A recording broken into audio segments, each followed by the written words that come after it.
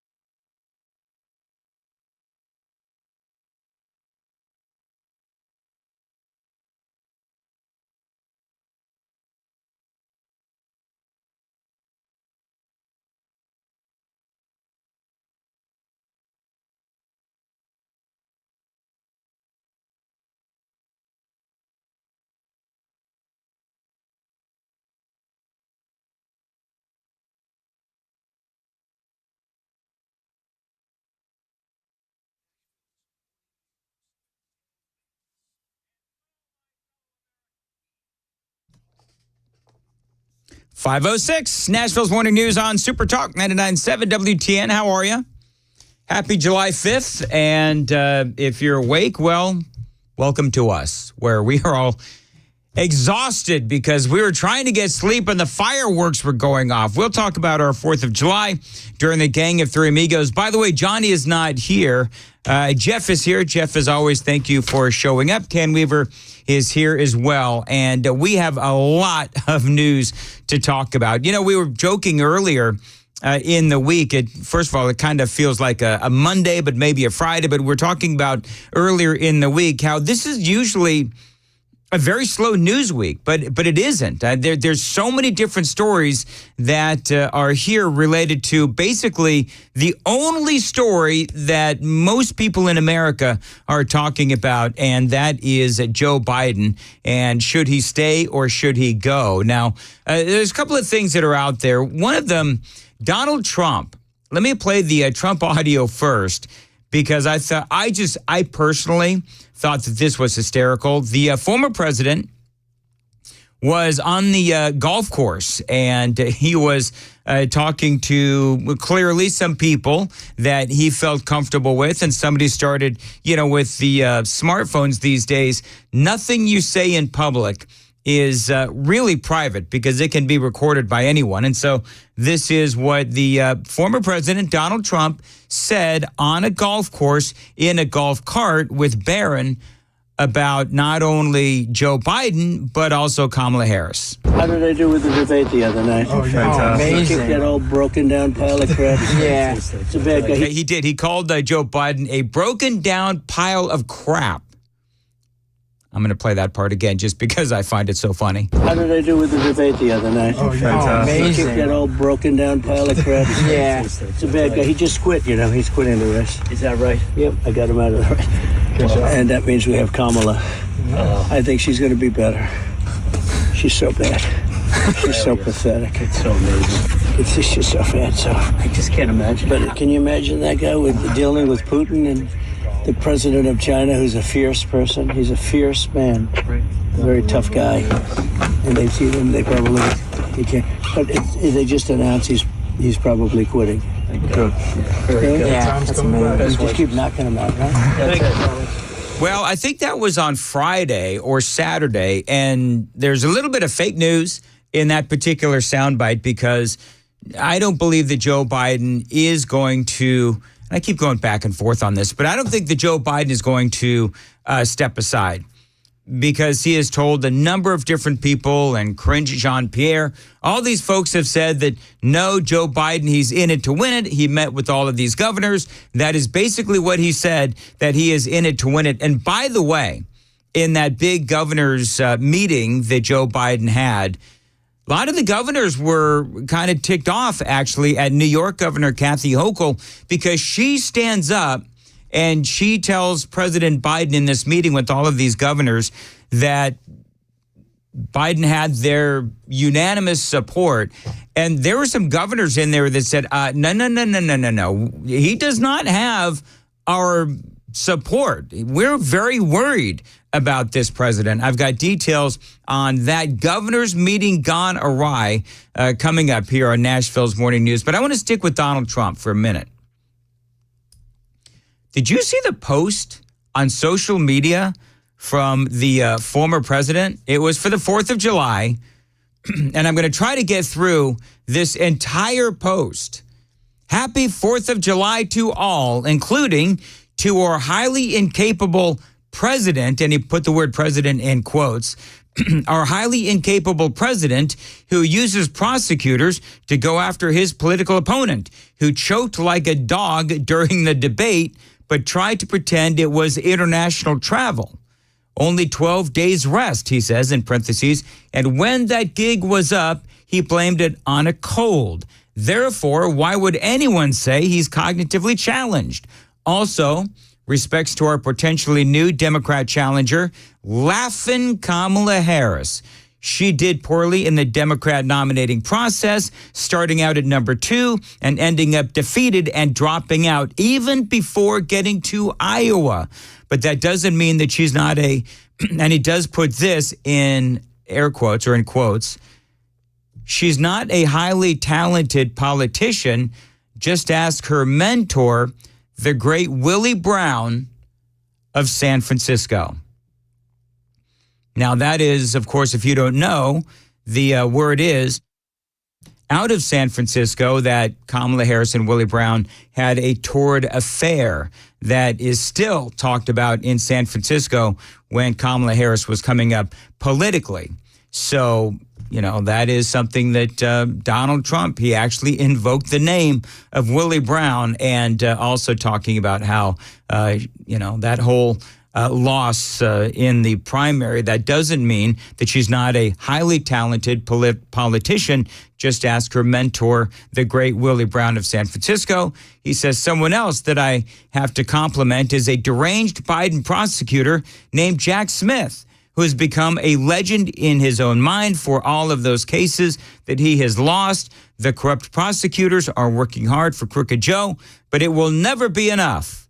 Donald Trump, make America great again, is how he ended his 4th of July tweet. People were kind of shocked that he brought up the whole Willie Brown thing. I'm not sure why people were shocked by that, but they were. I think Trump has brought up Willie Brown before. I mean, listen, if you are a Republican and you follow Donald Trump, you follow the usual internet sites and the usual Twitter feeds, Willie Brown and Kamala Harris, that has been brought up many, many, many times. Now, a couple of other things that have happened over the last couple of days. Joe Biden did meet with all of those governors. And I thought it was interesting because it does seem like the Democrats are in such a panic over Joe Biden.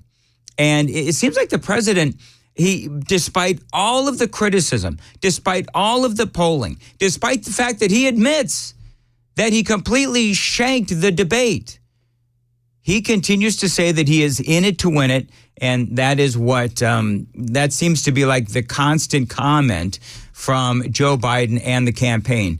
This is a New York governor, Kathy Hochul. He meets with all of these governors. Several actually flew into, I guess it was Washington, D.C. They flew into Washington, D.C. They met with Joe Biden, and you had Minnesota Governor Tim Walz, Maryland Governor Wes Moore, New York Governor Kathy Hochul. After the meeting, they went to go out to speak to the media. Now, the interesting part about all of this is that Wes Moore, as you know, if you've been listening to me, Wes Moore out of Maryland is one of those folks that is primed to possibly take over for Biden if he drops out. Of course, New York Governor Kathy Hochul, she is also one that has been mentioned as someone who will fill Biden's shoes if he does decide to drop out. So we'll talk about what they said. I'll play the audio for you and a whole lot more straight ahead. It is Nashville's Morning News for a Friday, July 5th on Super Talk 99.7. Right now, time to check the roads.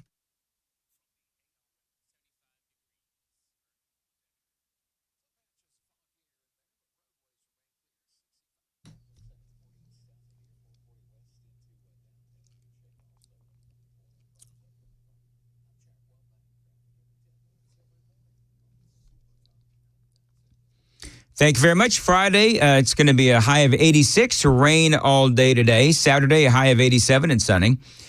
Sunday, a high of 90 and partly cloudy. Right now, 75 degrees at Super Talk 99.7 WTN. So yes, Joe Biden over the last couple of days, and basically what today is I've got all the latest news, and I'm going to sort of retrace what's happened the last couple of days with all of us on, basically we're all off on the 4th of July. So a lot has happened over the last couple of days.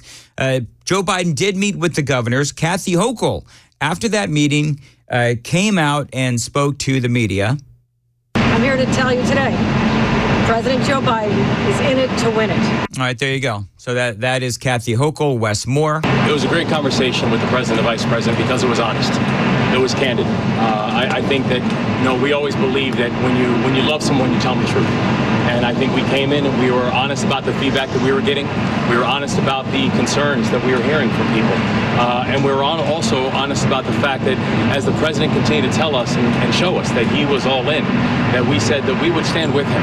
Because as Governor Walz said, the president has always had our backs. We're going to have his back as well. All right, so again, that is Wes Moore. This is Minnesota Governor Tim Walz. And the feedback was we are all looking for the path to win. All the governors agree with that. President Biden agrees with that. He has had our backs through COVID, through all of the recovery, all the things that have happened. The governors have his back, and we're working together just to make very, very clear on that.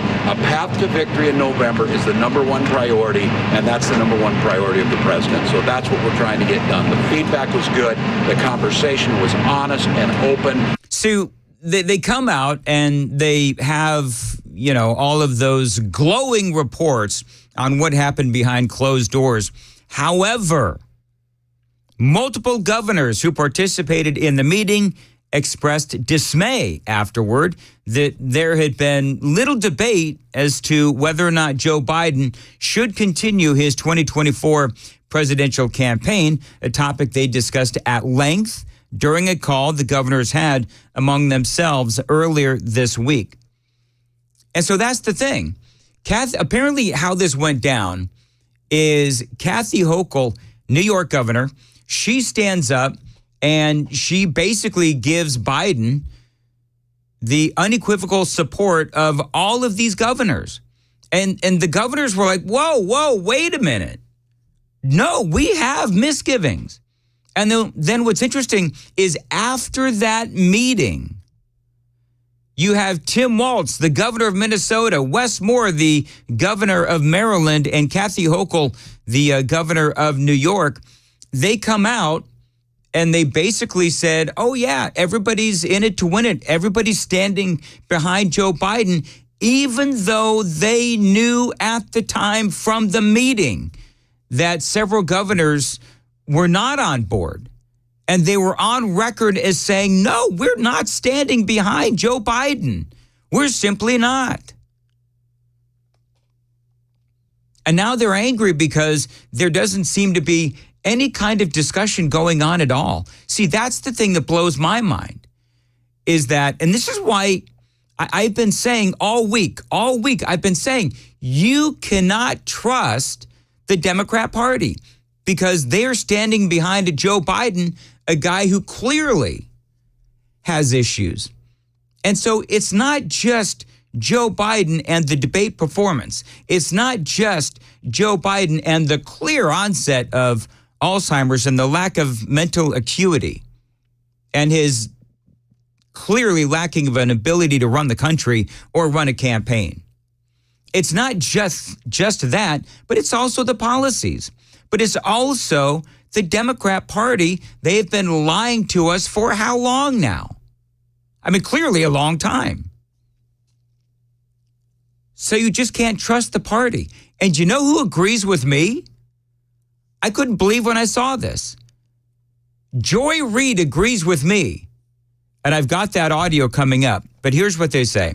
Multiple governors who participated in the meeting did express dismay.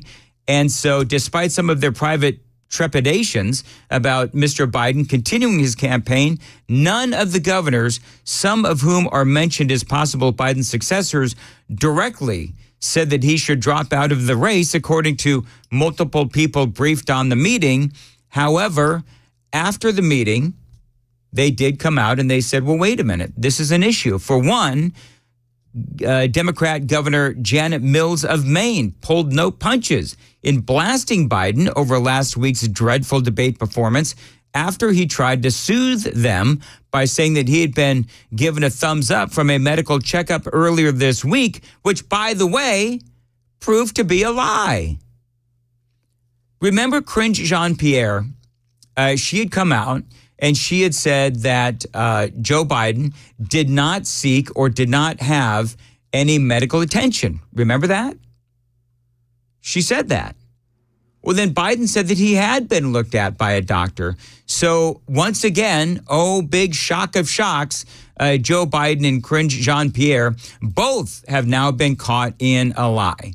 By the way, because I don't know who's telling the truth.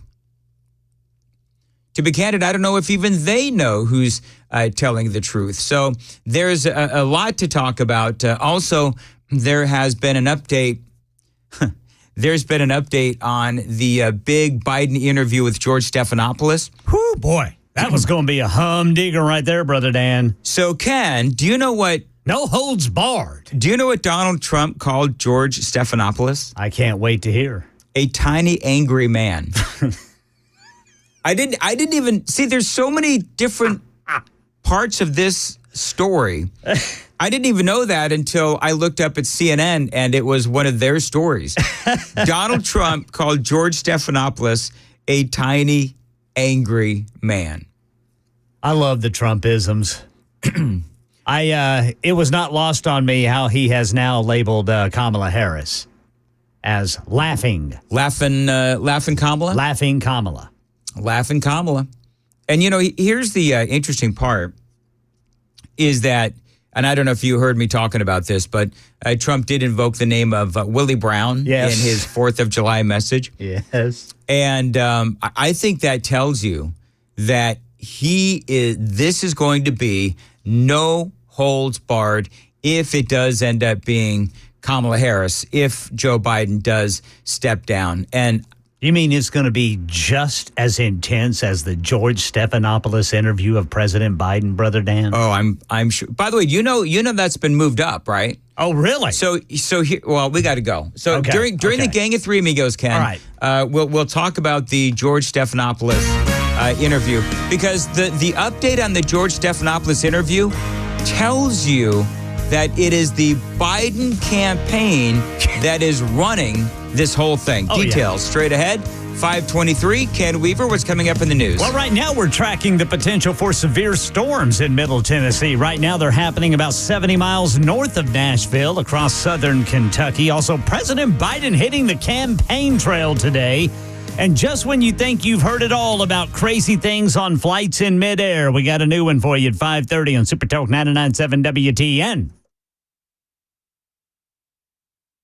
The guaranteed offer is the easiest way to sell your home. It's really simple. We bring you an all-cash offer. You close in as little as 21 days. No home inspections, no lock boxes, no open houses. Go to markspain.com to get a guaranteed offer and start packing. Hey, what's up, guys? This is Matt Murphy for Members Nutrition. I want to tell you about the Members Nutrition difference, and I want to encourage you to go over to the Members Nutrition website. Number one, they believe at Members Nutrition that they can sell vitamins and supplements at a lower cost point, and they're doing it every single day at membersnutrition.com. Number two, they want to make these products right here in the United States of America, not from some overseas company, and they do that every single day. I encourage you to go to membersnutrition.com. You'll get 50% off your purchase price at checkout. You don't have to put in any codes. Just go to membersnutrition.com. Once again, membersnutrition.com.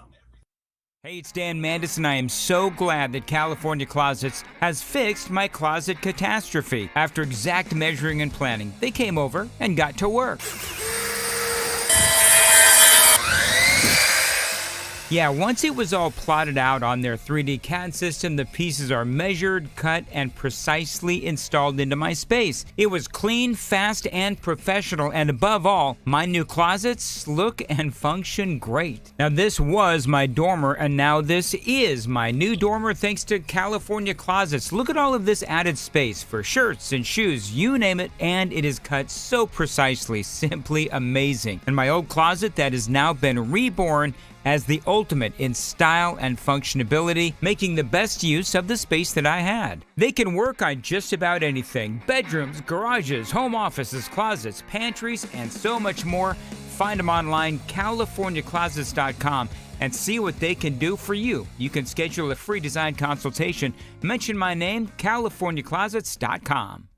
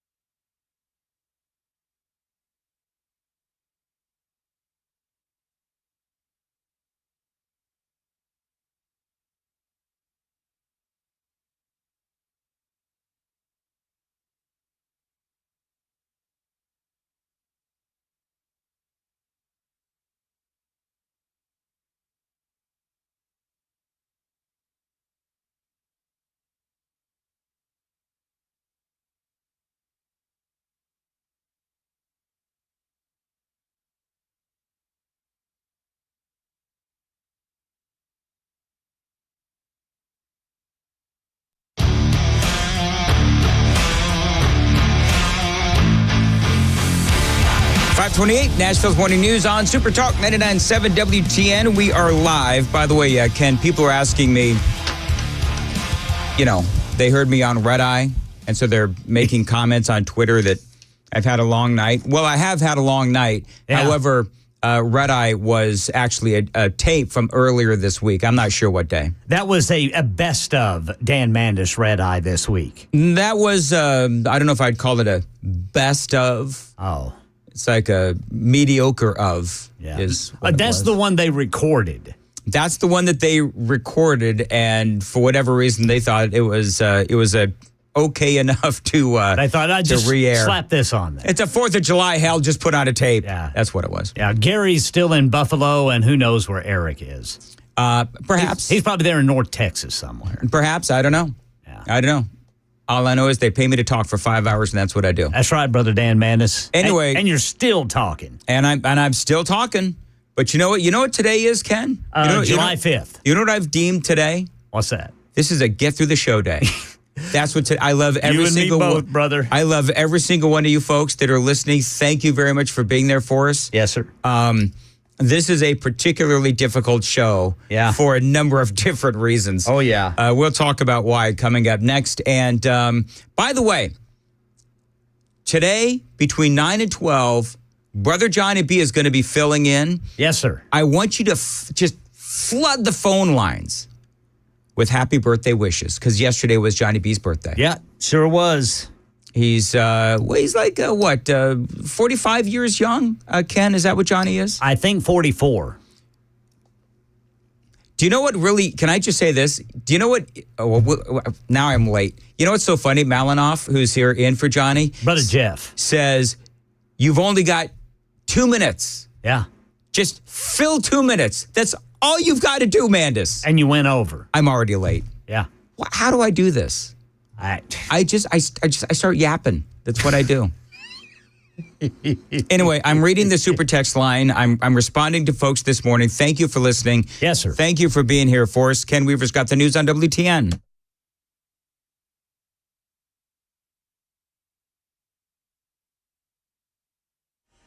.5:30 on the dot this July 5th. I'm Ken Weaver with your top stories, and we're tracking the potential for strong storms, possibly severe. They are severe in southern Kentucky right now. Had a severe thunderstorm warning for Hopkinsville, about 73 miles north of Nashville. Got the full forecast and traffic in 5 minutes. Good news for folks who've been trying to get home from Jamaica, where Hurricane Beryl landed on Wednesday. Here's Faith Abube. Frustrated passengers waiting for days. The Minister of Tourism tells me that all 3 international airports on this island should be fully operational this morning. Yeah, election 2024, President Biden says he's fully operational, even though support seems to be dwindling. Here's Christiane Cordero in Washington. Hours after Democratic Party megadonor Reed Hastings, the co-founder of Netflix, called on Biden to step aside, the Associated Press reports some financial backers are now holding off or canceling upcoming fundraisers for the Biden campaign, a sign the president and his advisors have more work to do to convince their own supporters that the president has the stamina to take on Donald Trump. Yeah, Biden's going to rally supporters in Wisconsin today after hosting 4th of July festivities at the White House yesterday. And just when you thought you have heard all of the crazy things happening on flights in midair these days, Alex Stone tells us about an Oregon man facing federal charges. The American Airlines flight was flying from Chicago to Manchester, New Hampshire, when shortly after takeoff, federal prosecutors say 25-year-old Neil McCarthy stood up in the aisle and began urinating. The plane diverted to Buffalo, New York, where he was arrested. McCarthy telling police he was flying from Portland, Oregon to Manchester, and during a layover in Chicago, he had a few Jack and Cokes and then a few more on his flight out of Chicago. He was released after making an initial court appearance. Drunks on an airplane. That's the latest news. Traffic and weather next. I'm Ken Weaver, WTN News.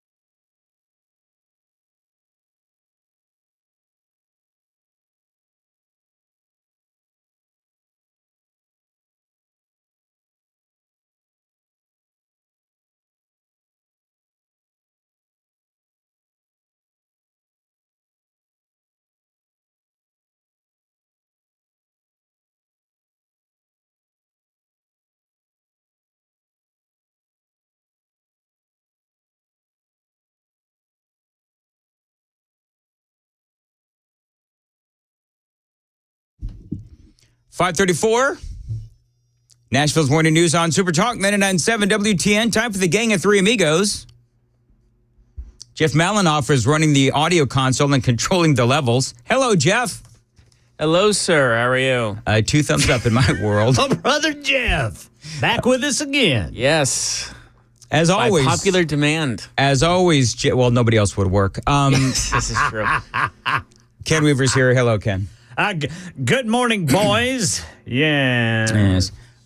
Ken, do me a favor and go to my Twitter feed if you could. All right. At Dan Mandis Show. Let's look at it here. Do you remember Lena? One of our favorite listeners, Lena, sent me a tweet on Twitter. Yeah. And do you remember a while back we were talking about women who would pay a lot of money to like cry and stuff? Remember that whole thing? They go to this big camp out.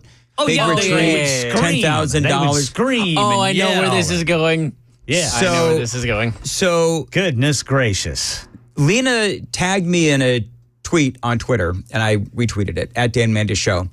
And it. What in the Jeff, I need some audio. Yeah. Oh, I let myself cry. Took a cup, fill it up with you. What in the world? So you have a bunch of men, and it's quite the visual. You've got to check it out on at Dan Mandis Show. All right, these are men. Oh, this is real. Look to be age, from the 20s up into middle age. Yeah, and wearing Speedos, some of them. Some of them just underwear. Yeah, and they're in water. Looks like a hot spring of some sort. And they're holding each other and crying. Just openly weeping. Yeah, what in the world is going on? And they're just like screaming, and again. That last image of the dude getting held by all the other dudes is the one that gets me. Any sense of personal space is completely abandoned. And they're just holding each other really close. And there's like 30 of them. And they're in this hot spring, and they're all wearing bathing suits or underwear or Speedos, and they're just holding each other and crying. And the caption says $10,000 for this great experience. $10,000. What in the world is going on at this place? You know what? Is it sexist to say I could kind of sort of understand this kind of being a woman thing? Because women do that kind of thing. Women are more bond driven, I think, than men in that sense. Women are more emotional.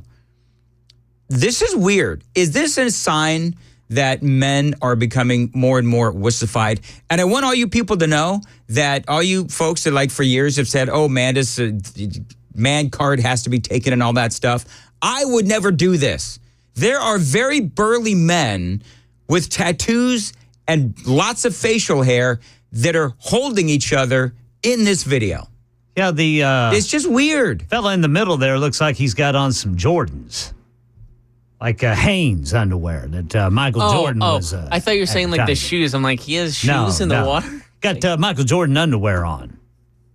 Yeah. Yeah. I mean, they're openly weeping. They are crying. Hard. You know what this is going to be? This is going to be the Democrats after November 5th. Play the sound of them again. You want me to play the wailing? Play the little. I don't know what music this is. Oh, I let myself cry. It works, believe it or not.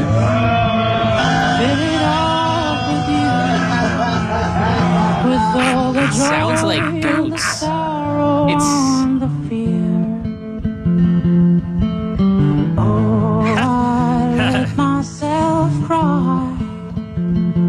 I mean, and they are ugly crying. You know what I mean? They are like ugly crying. You guys know that's what ugly. That's Barry Gibb singing it. That can't be Barry. No, Gibb. that's that sounds like a woman.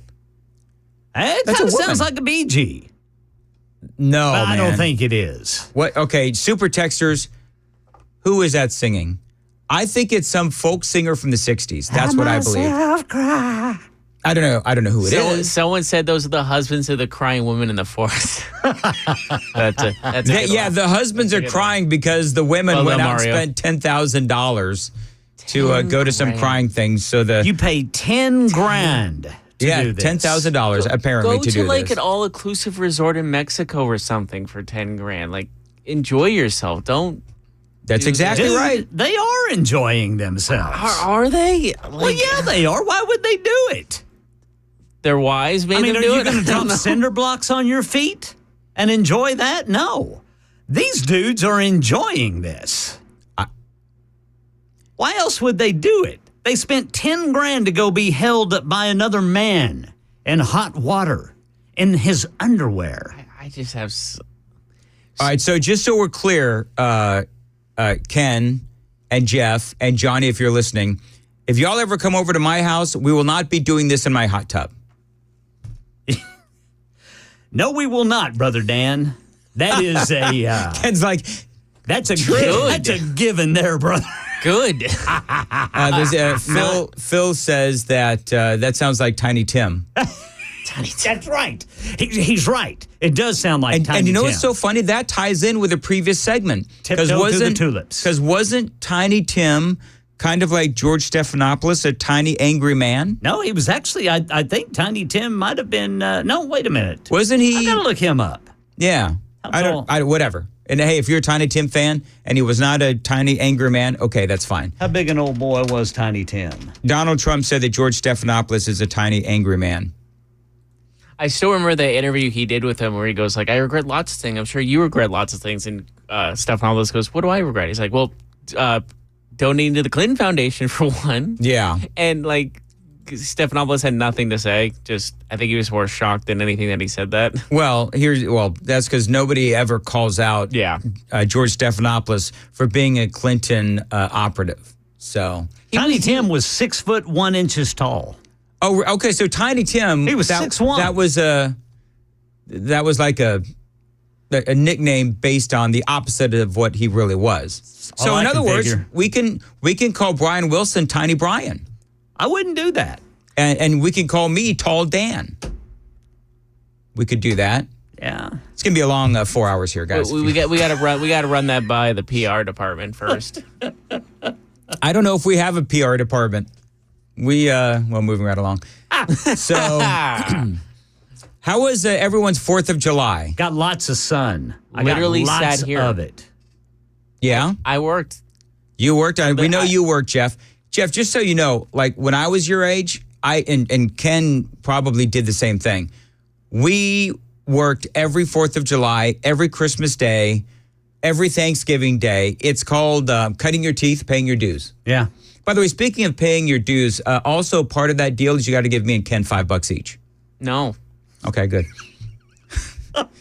I need that for food, man. Apparently Malinoff is drawing the line at giving me $5. I'm just like, I got like 4 hours of sleep, and then after this job, I have to go to my other job.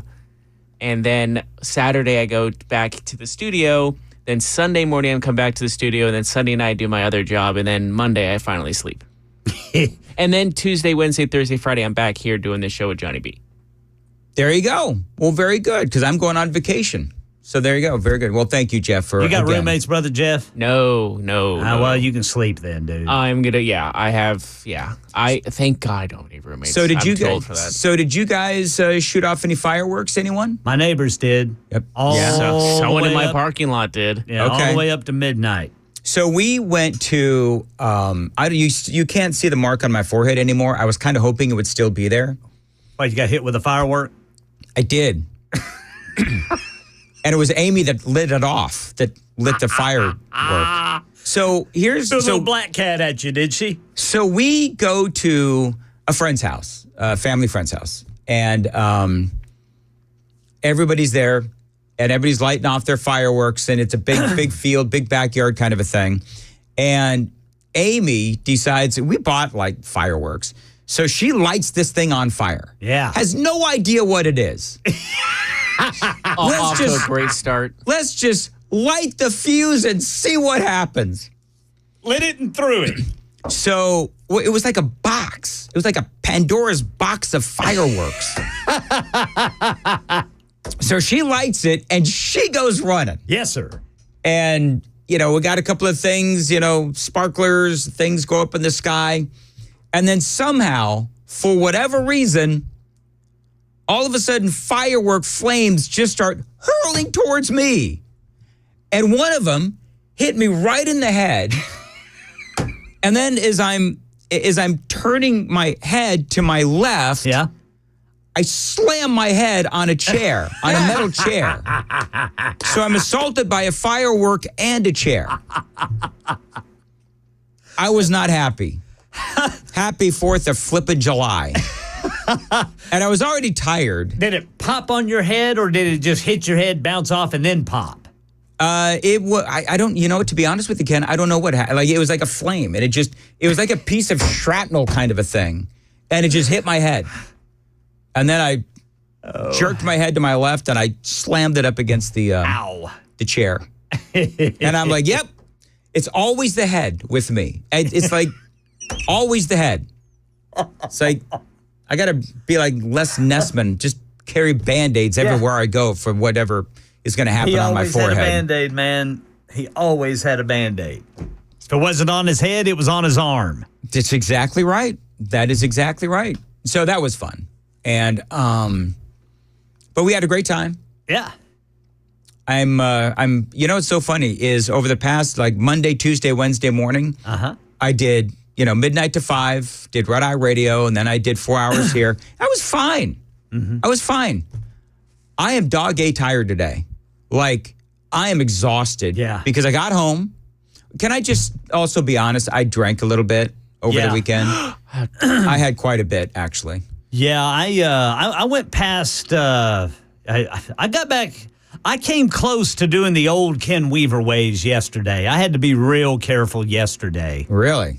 Yeah, because it was going down real smooth and it was real cold and I was having a real good time and just kind of got lost in it all there for a little while. Yeah. Then I realized you got to go to work, Brother Ken. There you go. So are you going on, because I'm going on basically no sleep since yesterday. I have not been asleep since 8:30 yesterday morning. Okay. All right. So I'm not alone. No. All right. Very good. The other thing. My tongue feels like it weighs about 20 pounds. Okay. My shoulders feel like they weigh about 20 pounds. And so, yeah, it's going to be one of those days. It's going to be fine. It's going to be fine. We're going to get through it. We got Jeff here to inspire us. Yeah. Because Ken, as bad as things could be for you and I, at least we're not Malinoff. I'm kidding, Jeff. I love you. Brother Jeff, he hasn't slept either. Jeff's like, no, he hasn't. Jeff very. And then I work the weekend. And then you work the weekend. That's exactly right. See, at least I don't have anything to do this weekend but have fun. Yeah. And I'm going to do it. I've never been more looking forward to a Monday in my life because I know I can sleep the whole day and then I can get up Tuesday and do this show and be more energized. But yeah, this weekend's going to be rough. By the way, people are telling us that, that on the super text line, openly crying is actually, they say, healthy. Oh, I'm sure it is at a therapist office, not... That's what they... For me?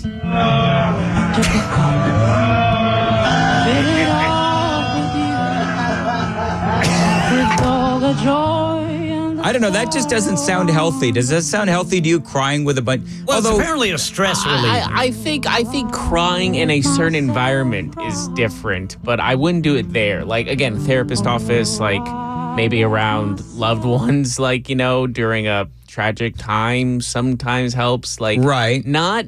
I think it depends on where. That's not where for me. You mean in a hot spring, being held by other strange men for $10,000? Wearing a Speedo is too much for me, let alone joining in a spring pool with random men. That would be the best part of it, is being able to wear a Speedo. Chuck says it sounds like the WTN boys trip. Oh, no. No. I'm going to... Can I just use that as vacation days for myself? Sure. Although you're part-time, you don't get vacation. Welcome to WTN. Okay. I wish I had the guts to wear a Speedo out in public. That would be something. Do you know, I've never I was at a pool yesterday with a lot of people. Yeah. And At one point, I thought, what would it be like if I actually had on a Speedo? Like, what would their reaction be? Kids, get out of the pool. We gotta go. We gotta go right now. Yeah, I don't know. I mean, you could try it. I've never actually worn a Speedo in my life. Dude, when I lived in New Mexico, I had a neighbor across the street that wore a Speedo all summer long. And it may have been the same one every day. Oh, good Lord. He was in his 70s. Oh. He was a great dude. Yeah. Did he ever like always walk? in a Speedo, Okay, so watering his lawn. Here's a question. Would he walk up to you in the Speedo and say hello? Yes. So what do you do? Like, he wouldn't walk up to me. I would be outside smoking a cigarette. Mm-hmm. And he would say, "Howdy, neighbor." And I'd wave back, say, "Hey, man." And then eventually, sometimes I would go to the edge of the street, and smoke my cigarette, and I'd talk to him about what was going on. He was having family over or something like that for the weekend. So do you, when somebody walks up to you in a Speedo, like, where do you look? I just look at him in his face. I mean, okay. Did he have a pool at least? I don't know if he did or not, Brother Jeff. Because I think that's an important, because if he didn't, then that's a little bizarre. He was real tan. Well, yeah. Dude, I mean, he was bronze tan. Yeah. Well, a bronze 70-year-old man. You know what you need to do, Ken? You need to buy a Speedo and just put it on in the house and horrify your children. No, they're not children anymore. I mean, that's true. Adults. Could you imagine getting up this morning, listening to the radio, and this is the type of conversation we're having currently? Yeah. Yeah. You know what? Happens about every day, Brother Jeff. If people are hearing that, they're probably crying listening to this. How would you cry? I would go, I'm more of a silent crier, to be honest with you. Like, I'm a heaving crier. I'm not like a loud crier. And I haven't cried in forever. Let's hear your cry, Jeff. Go ahead, Jeff, cry. Let it out, dude. Come on, man. Come on, Jeff. Let it out. Honestly, like, it's just tears usually. I don't make noises. Jeff, I've learned to hide it. You've got to release it, Jeff. You need to release it. Come on, Jeff, let it out. The last time Jeff, you're the one that said it can be very healing and therapeutic. No, yes, so go ahead. in a certain environment. Imagine being held by a man in some blue Michael Jordan underwear, Jeff. In a hot spring. Surrounded by other men. Oh, I'm throwing hands. Complete strangers. That's when I start throwing hands. And Throwing elbows. hands. You better watch where those hands go. Then somebody would go, "Ow!" Yeah. Stop throwing hands, man. Yeah, it's all right. It's too early for this. Hey, Ken, I think for the next 3 hours and 8 minutes, we need to make it our mission to make Jeff Malinoff as uncomfortable as possible. Should we just do that? Like the whole day, we just try to make what I do for my career. How can we make? Oh, you're killing your career right now, Jeff. I'm just letting you know. You know, it's funny. I had this conversation with my family. Like, I'm actually leaving my other job at the end of the month, and I'm like, I'm going to focus on radio. I'm going to focus trying to get up farther in this in my career. Sure. And then this conversation is taking place. By the way, Jeff, that only brings me to one conclusion. Hey, Mario has. Hey, Ken. Yeah. Mario on the super text line has a great idea as to how to make Jeff cry. Let's hear it. Show Jeff his pay stub. I actually didn't mind it this month, believe it or not. Well, actually, the guy he must have gotten paid. Clearly, Jeff, the guy that hired you must have hired you in at a fair and competitive rate. That's to be determined. Wow. My last hire, Ken, at WTN was Jeff Malinoff, and he just threw me right under the bus. I know. Hey, somebody Shazam that song. Let's find out who's singing that. I can do it. Yeah, do it, Shazam. I have Shazam. You want to? And play the song again. You ready? Yeah, I'm ready. Oh, I let myself cry. All right, Okay. so Oh, Jesus. do you have enough? Who is it, dude? The picture is I'm going to show Ken in the screen if you could see. That's what I saw. Wait a minute. You got to show it to the camera. Okay, I can show it to the camera. That is the. Hold on, let's see if I can maybe just make. Oh, hold on. That's the dude that's singing. That's the dude sing. Let's see if I can bring it up. It's not a woman. It's a dude. It's a dude that looks like a lady. Yeah, kind of like Aerosmith. I'm trying not to get the glare. Well, whatever. But that's the best we can do. It's a disturbing, very close up picture. So that's not a song from the 60s. That's a new song? I Let Myself Cry by Mitch Kahn and Nathaniel Goldberg. I bet you they live here in Nashville. They're probably listening right now. Oh, I'm sure they are. I'm trying. I bet you conservative talk radio is what they're really into. Well, you know they've got friends here in Nashville. They're saying, hey, hey, Mitch. Kenny says it's Natalie Merchant. Kenny, it's not Natalie Merchant. I'm going to see if I can find it on Spotify. I'm going to try to see if I can find a year on this. You know what we could do? Then you know, in our ongoing bid, Ken, to make Jeff Malinoff cry, we could just play that song over and over again all day, all morning. Because listen, we need for Brother Jeff to let it out, to really let it out. I'm not crying today. Sorry. Dan, what would your cry be? Oh, as I said, I'm a. Listen, people have heard me cry on the air on WTN before. I've cried before. Well, yeah, but I mean that wasn't like hot tub crying. Right. Surrounded by burly dudes. Yeah. I don't know, man. Anyway, moving right along. I'm telling you, man. There's some weird people out there. You know what I want to do? I want to do something off the where are we at? Off Jeff, the do we have how many commercials do we have? We got 1, 2, 3, 4, probably 5, need to get paid. And 6, 7. We got 8. Jesus. 8 breaks. But they're not all 60s, right? Let's look. We got. All right, here's while Jeff is trying to count. Here's what I want to do. And then we got to go to a break. I want people who have never texted in before to text right now. I'm kind of curious as to how many first-time texters I can get to text in. And so if you have never texted in before, I just want you to text in right now. A cry? We got about 4.5 minutes of breaks. All right, 615-737-9986. 615-737-9986. Text in that you're a first-time texter. Say hi, say whatever. But I just want to know how many first-time texters I can get in. We have got to go. It is 5:56 on Super Talk 99.7 WTN.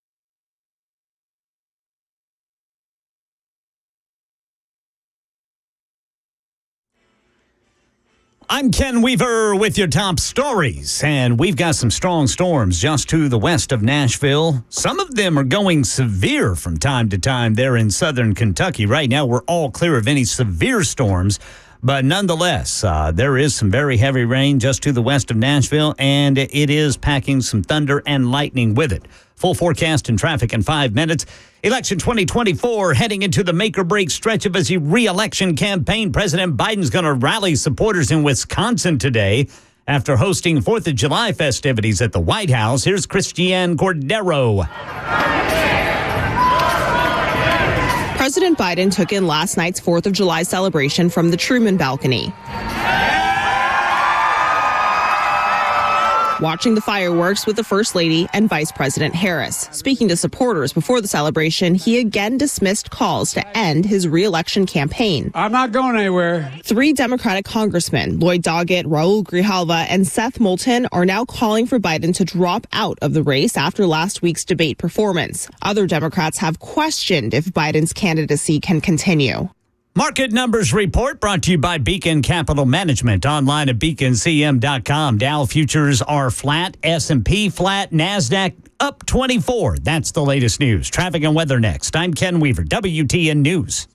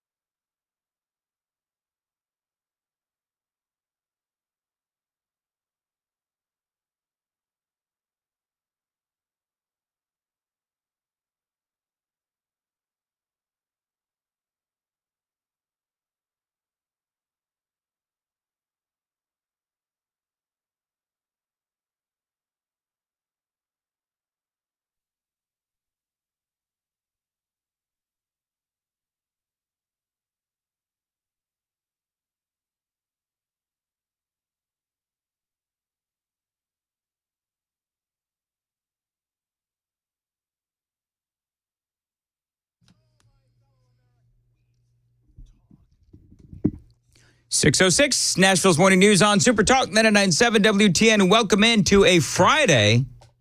Jeff Malinoff in for Johnny B. Ken Weaver here. I'm Dan. Hello. So Joy Reid, we always, a couple of just very quick headlines. Democrats are calling on Biden to step aside. Kamala Harris is standing by her man, Joe Biden.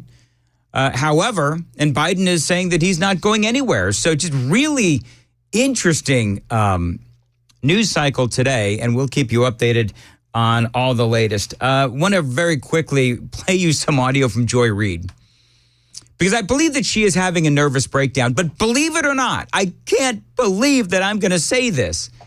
Part of this tirade that Joy Reid has gone on, I actually agree with. So she's posting videos, And she, for whatever reason, if you listened earlier this week, she said randomly that she was going to, I guess, stay at a Best Western Inn and eat all of the rest of her meals at a Waffle House. So I believe that she's losing what's left of her mind, almost like Joe Biden. But this is what she said. I think this was yesterday. Y'all just tell me who the nominee is going to be. Let me know when you guys are finished fighting amongst yourselves who I got to vote for in November to keep Hitler out the White House. That's all I want to know. Who I got to vote for to keep Hitler out the White House. Y'all do your thing. Play in traffic all you want in front of these Republicans, acting a fool in front of these people instead of privately declaring. Kind of funny, she says, acting a fool. Joy, you're the one that is clearly ignorant of the evils of Adolf Hitler, comparing him to Donald Trump or comparing Donald Trump to Hitler.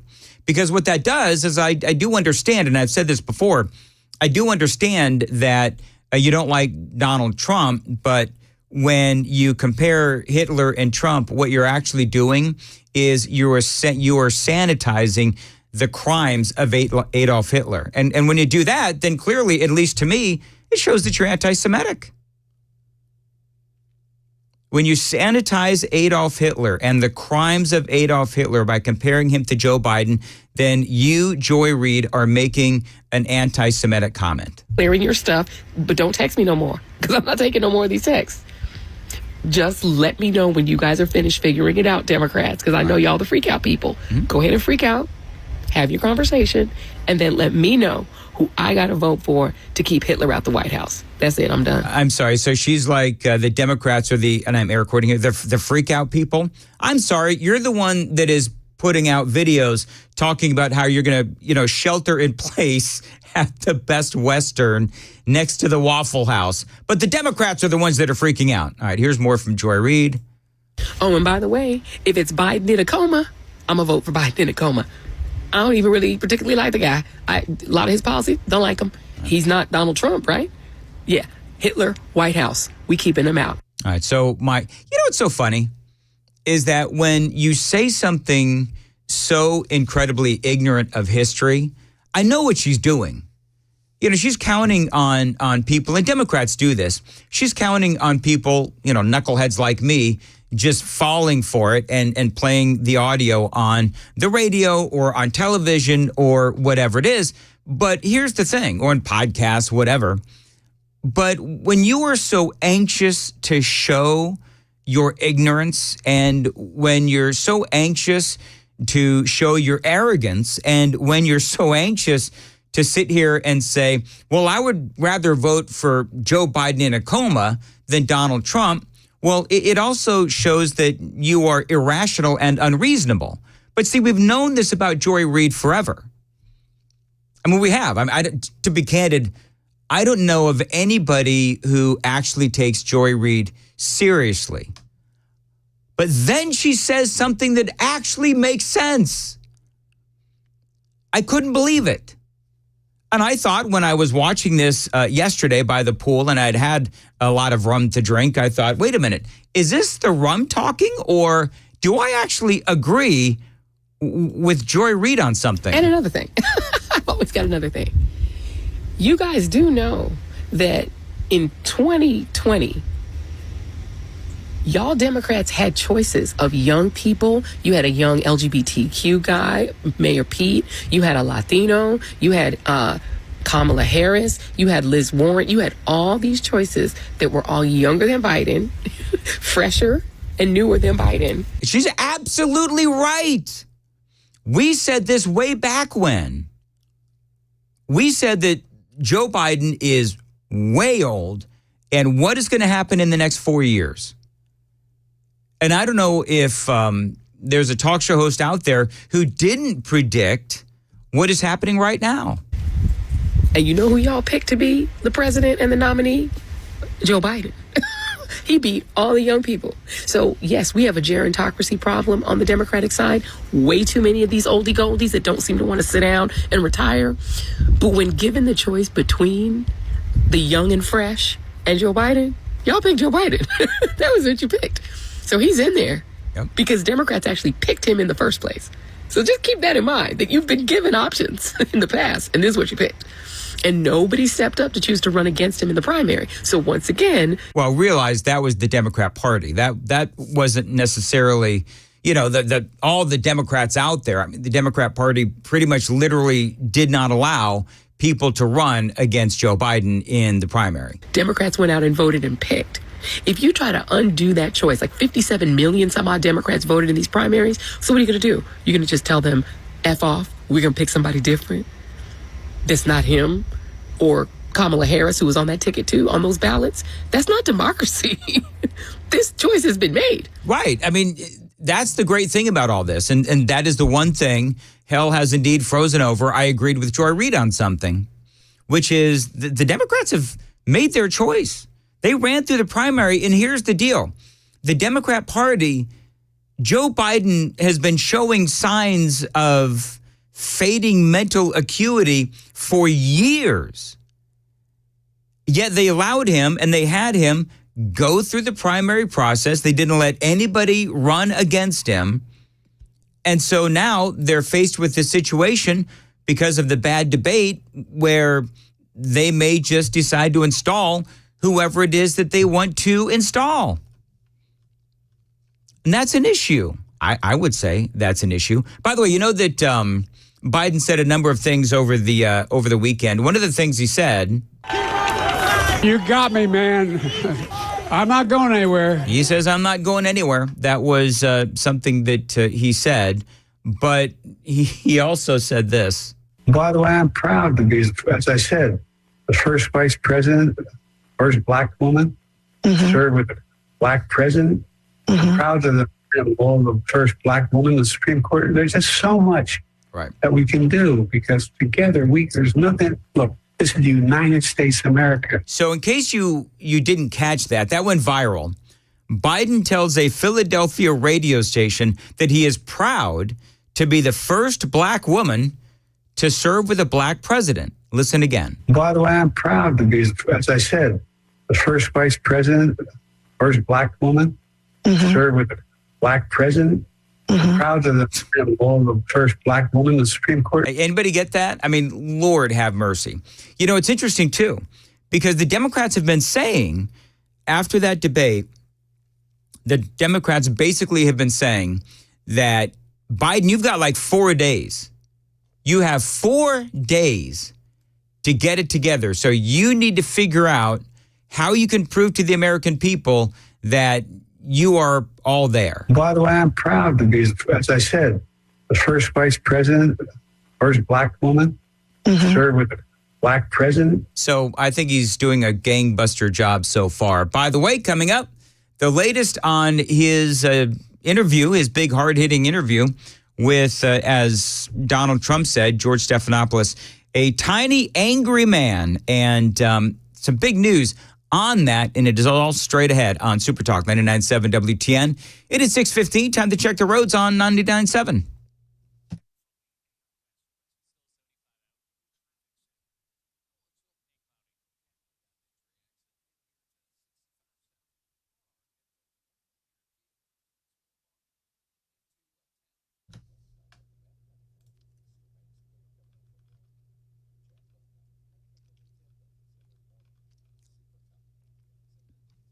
.616, and as far as your weather goes, Friday, today, high of 86, rainy all day. Ken is saying some of it could be severe. Hey, Ken.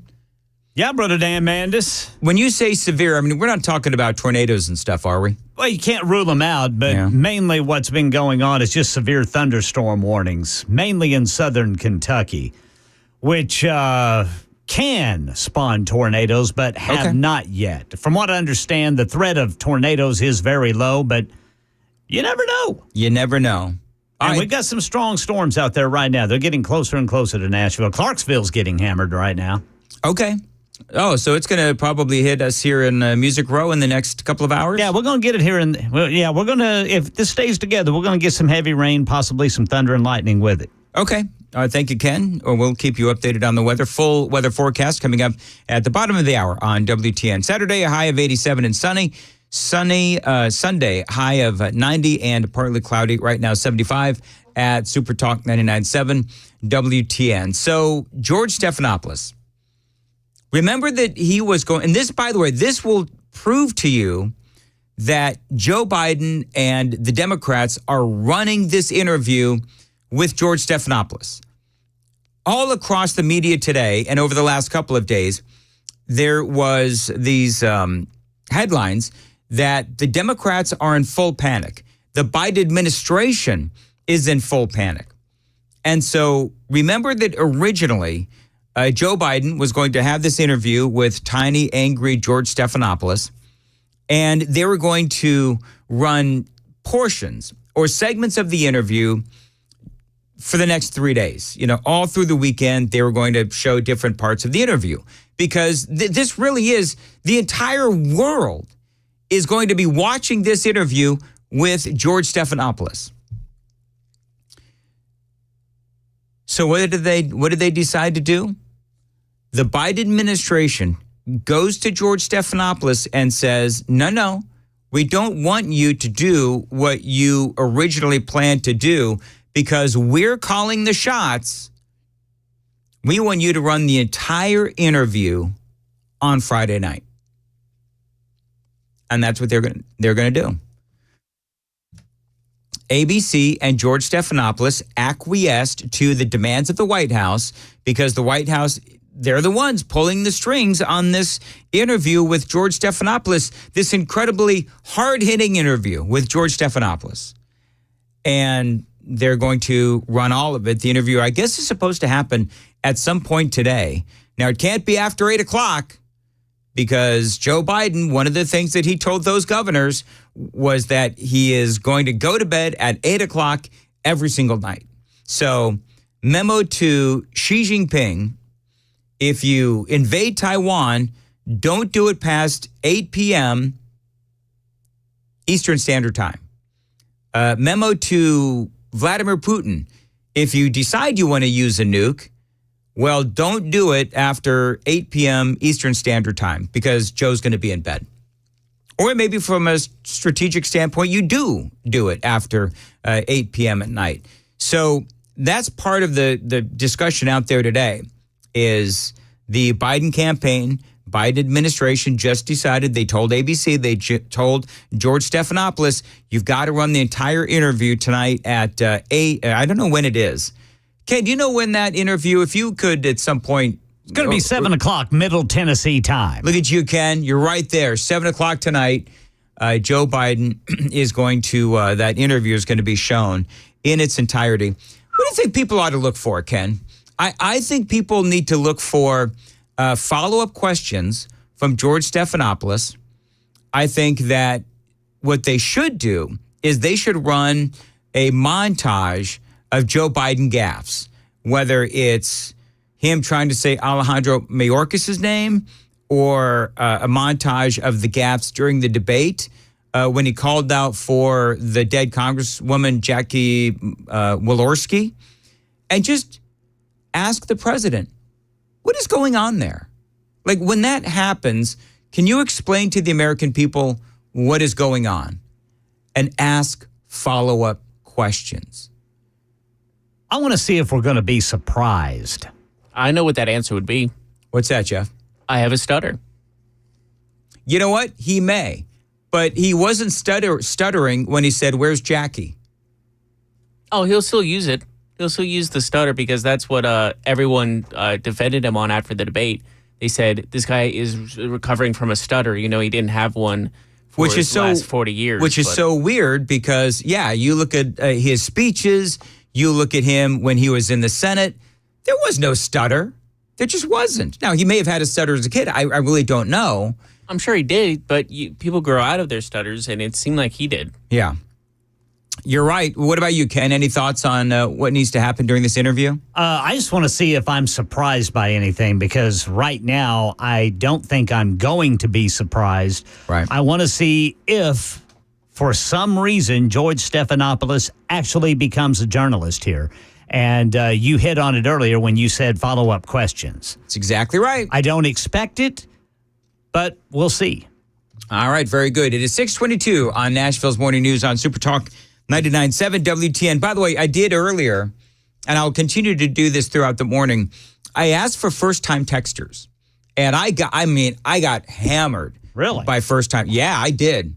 I had a lot of first time texters. I'm trying to respond to as many people as I can. It's, as you folks know, very difficult, but I'm trying to respond to as many as possible. I'm just curious as to how many listeners that we have never texted in before.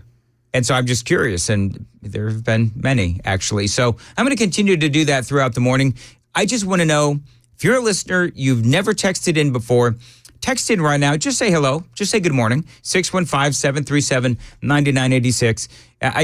I'm very curious as to how many of you folks have never texted in before. Please text. Please text. It is 6:23 on WTN. Summer is in full swing, and that means the storms and really hot weather are coming maybe today, as a matter of fact. It would be a disaster if you lost power and had to endure this heat with no air conditioning, which is why you need a backup home standby generator from my friends at Cove Generators. And right now, listeners to my show get $500 off when you mention my name, Dan Mandis. Now, Cove Generators, they are your premier Generac home standby generator dealer in the state of Tennessee. If you have any questions, call my buddy, Generator Dave. He'll answer whatever you ask. He and his entire team at Cove Generators will answer your questions before, during, and after you buy that backup home generator. Now, remember, a great deal going on right now. You mention my name.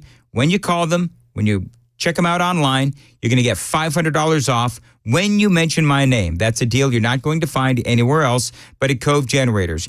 Find them online. It is covegenerators.com. Mention my name, $500 off. Never lose power again.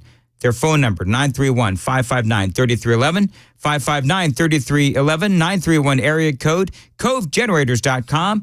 Terms and conditions may apply. It is 6:24 on Nashville's Morning News. Ken Weaver, what's coming up in the news? Well, those strong storms, I should say, are getting closer to downtown Nashville. Right now, nothing severe. Just some strong storms, thunder and lightning, heavy rain out there to the west of Nashville, moving this way.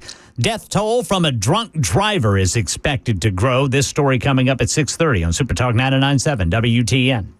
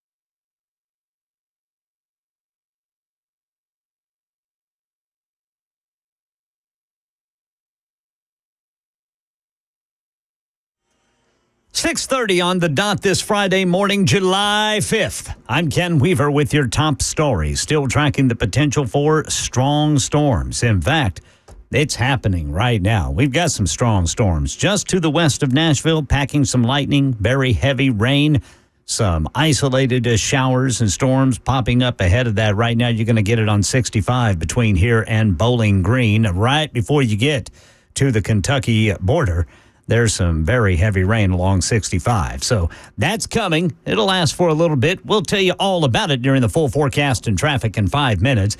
We might have a new 4th of July record in Nashville. As part of the Let Freedom Sing celebration and fireworks show downtown from last night, organizers say it drew a crowd of more than 350,000 spectators. Right now in New York City, police say 3 people have died, 7 others still hurting after a driver plowed a Ford pickup into a park on the Lower East Side of Manhattan last night. It's a family down here. I've never seen, my whole life living down here, I've never seen this before. So quiet, peaceful, everybody's so loving. Yeah, authorities fear the death toll could rise there. Election 2024, President Biden says he isn't giving up his re-election bid, even though support seems to be dwindling. We get more from Christiane Cordero in D.C. Hours after Democratic Party megadonor Reed Hastings, the co-founder of Netflix, called on Biden to step aside, the Associated Press reports some financial backers are now holding off or canceling upcoming fundraisers for the Biden campaign, a sign the president and his advisors have more work to do to convince their own supporters that the president has the stamina to take on Donald Trump. Biden's going to rally supporters in Wisconsin today, and the June jobs report to be released this morning. It might show employers created 190,000 jobs in June. And that, says economists, is a sign that the economy may be starting to cool. That's the latest news. Traffic and weather next. I'm Ken Weaver, WTN News.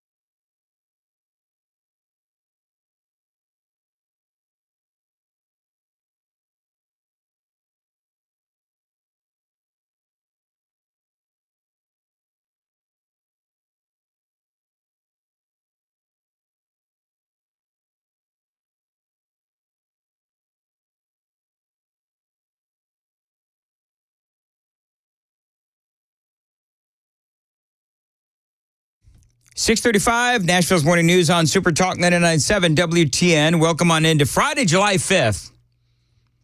And Ken, we've been telling folks about the passive-aggressive magnet placer. Oh, yeah. I have a locker in the kitchen here at the radio station, and somebody is putting really passive-aggressive magnets on my locker. You got another one? I did. Yeah, what? So I don't know who this is. People keep saying it's Matt Murphy, but Murphy Show. I don't think it is because of the time that these are being placed on my locker. So somebody, the first one said, I made a little sculpture of you, and it's a rabbit sitting on a toilet. Nice. Now this one that I came in this morning, and it's two women, and they're sitting on beach chairs. One woman saying to the other one, "Girl, you keep talking, but you ain't saying nothing." And another one earlier this week just said, "Go away." Yeah, I remember that one. So I'm trying to figure out, like, number one, who is this? Because now my curiosity's up. I want to know who this is. Were they there this morning when you got here? Yeah, this is the new one. Girl, you keep talking, but you ain't saying nothing. Okay. And by the way, I posted a photo of it on my on Facebook page, Dan Mandis Show. So I don't know. I think it's kind of funny. Like now, at first I didn't care, but now whoever this is like upping the ante. Yeah. So I don't know who it is, but whoever it is might want to know that I'm on vacation next week. So you might want to cool it until I get back, because I don't want to miss one. You know what I mean? Yeah. Malinoff, is it you? You're awfully No. quiet, Jeff. I'm tired. I plead the fifth mainly, but I'm trying to think. What if it's not someone from WTN? What if it's someone From one of the other radio stations? What if it's a rival radio station? Jeff, you're new around here, so I'm going to cut you some slack. We have no rivals. Okay, some friendly I'm totally kidding. competition. I'm totally kidding. Friendly competition. I'll sugarcoat You think it. it's somebody over there on that sports station, or someone just bored? 92Q or one of the country stations? Maybe. It could be. But see, here's the thing. Everyone's a suspect. Here's what Jeff doesn't understand, Ken. Yeah. Very few people care enough about me to actually do this.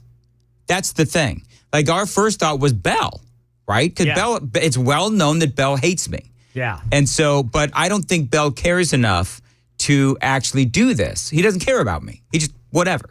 So it's got Murphy Show written all over it, but Murphy Show, I don't know if Murphy Show would do that. You think Murphy Show would actually seek out magnets to put on my locker? Unless Murphy Show already has the magnets. But no, I don't think he would seek them out. I think he would, but I don't think it is, because the times that the magnets are being placed on my locker are when he's like not here. You know what I mean? Yeah. But it could be like a number of people just, hey, everybody, let's mess with Mandis. He no longer has an office. He's got a locker in the kitchen. So we're going to start putting passive-aggressive magnets. Maybe everybody's just doing it. Could be. What if it's one of the backup hosts? What if it's one of No, because they're not here all the time. Well, you said if Matt Murphy's not here, someone else is filling in. So what if it's that person filling in doing it? It could be. And you know what the other thing is, and then I'm going to move on. But the other thing is, I don't know if they're joking, if it's like meant in a really nasty way. Because let's face it, there's some people in the hallways of WTN that don't like me. Really? It's kind of hard for me to believe. But yeah, I'm sure there are. Yeah. What if it's your wife just messing with you? No. Remember what I said about Belle? The same thing applies to her. Oh, gotcha. Just care enough. I'm just kidding. Moving right along. So I don't know who it is. But I've actually started, because I can absolutely take a punch. Set up a camera. Set up a hidden camera, brother. There's Dan. cameras in there. And remember when people kept stealing my... Yeah, there's a camera in there. It doesn't work. I didn't know that. Yeah, there's a camera in there. It doesn't work. Remember when we had the big controversy about people stealing food all the time? Yes. And so then we're like, can we just look at the camera? And the company had to fess up that the cameras didn't work. Oh, okay. So it's they've made it look like there's a camera in. Yes, they did. Well, if everyone knows it's broken, then who, like, they could. Well, the company finally had to fess up that it was broken, that the camera was broken. See, here's the great thing for people that are listening, then I got to move on, but our office here is just like any other office.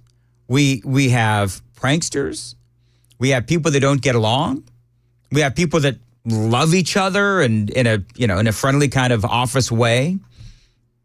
We have passive aggressive stuff. We got people that steal office supplies. I mean, all of the stuff that we got battles over the coffee machine.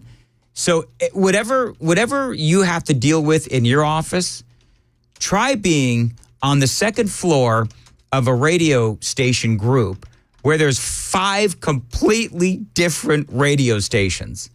I mean, we got 92Q. We've got a couple of country stations. We've got a bunch of sports guys and a bunch of talk radio guys. And we all do get along, with the exception of the anonymous passive-aggressive magnet placer, putting magnets on my locker, but that's fine. So I'm looking forward to the next one. But if you're listening, anonymous magnet placer, today's my last day before vacation. So if you want to put another one on my locker, I'm back a week from Monday is when I'm coming back. And I can't wait to leave.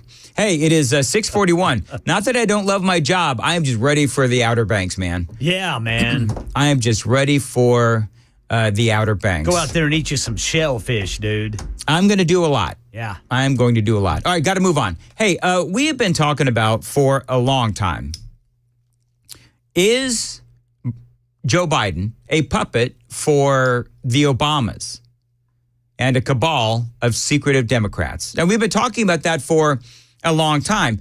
There is no way Joe Biden is running the country.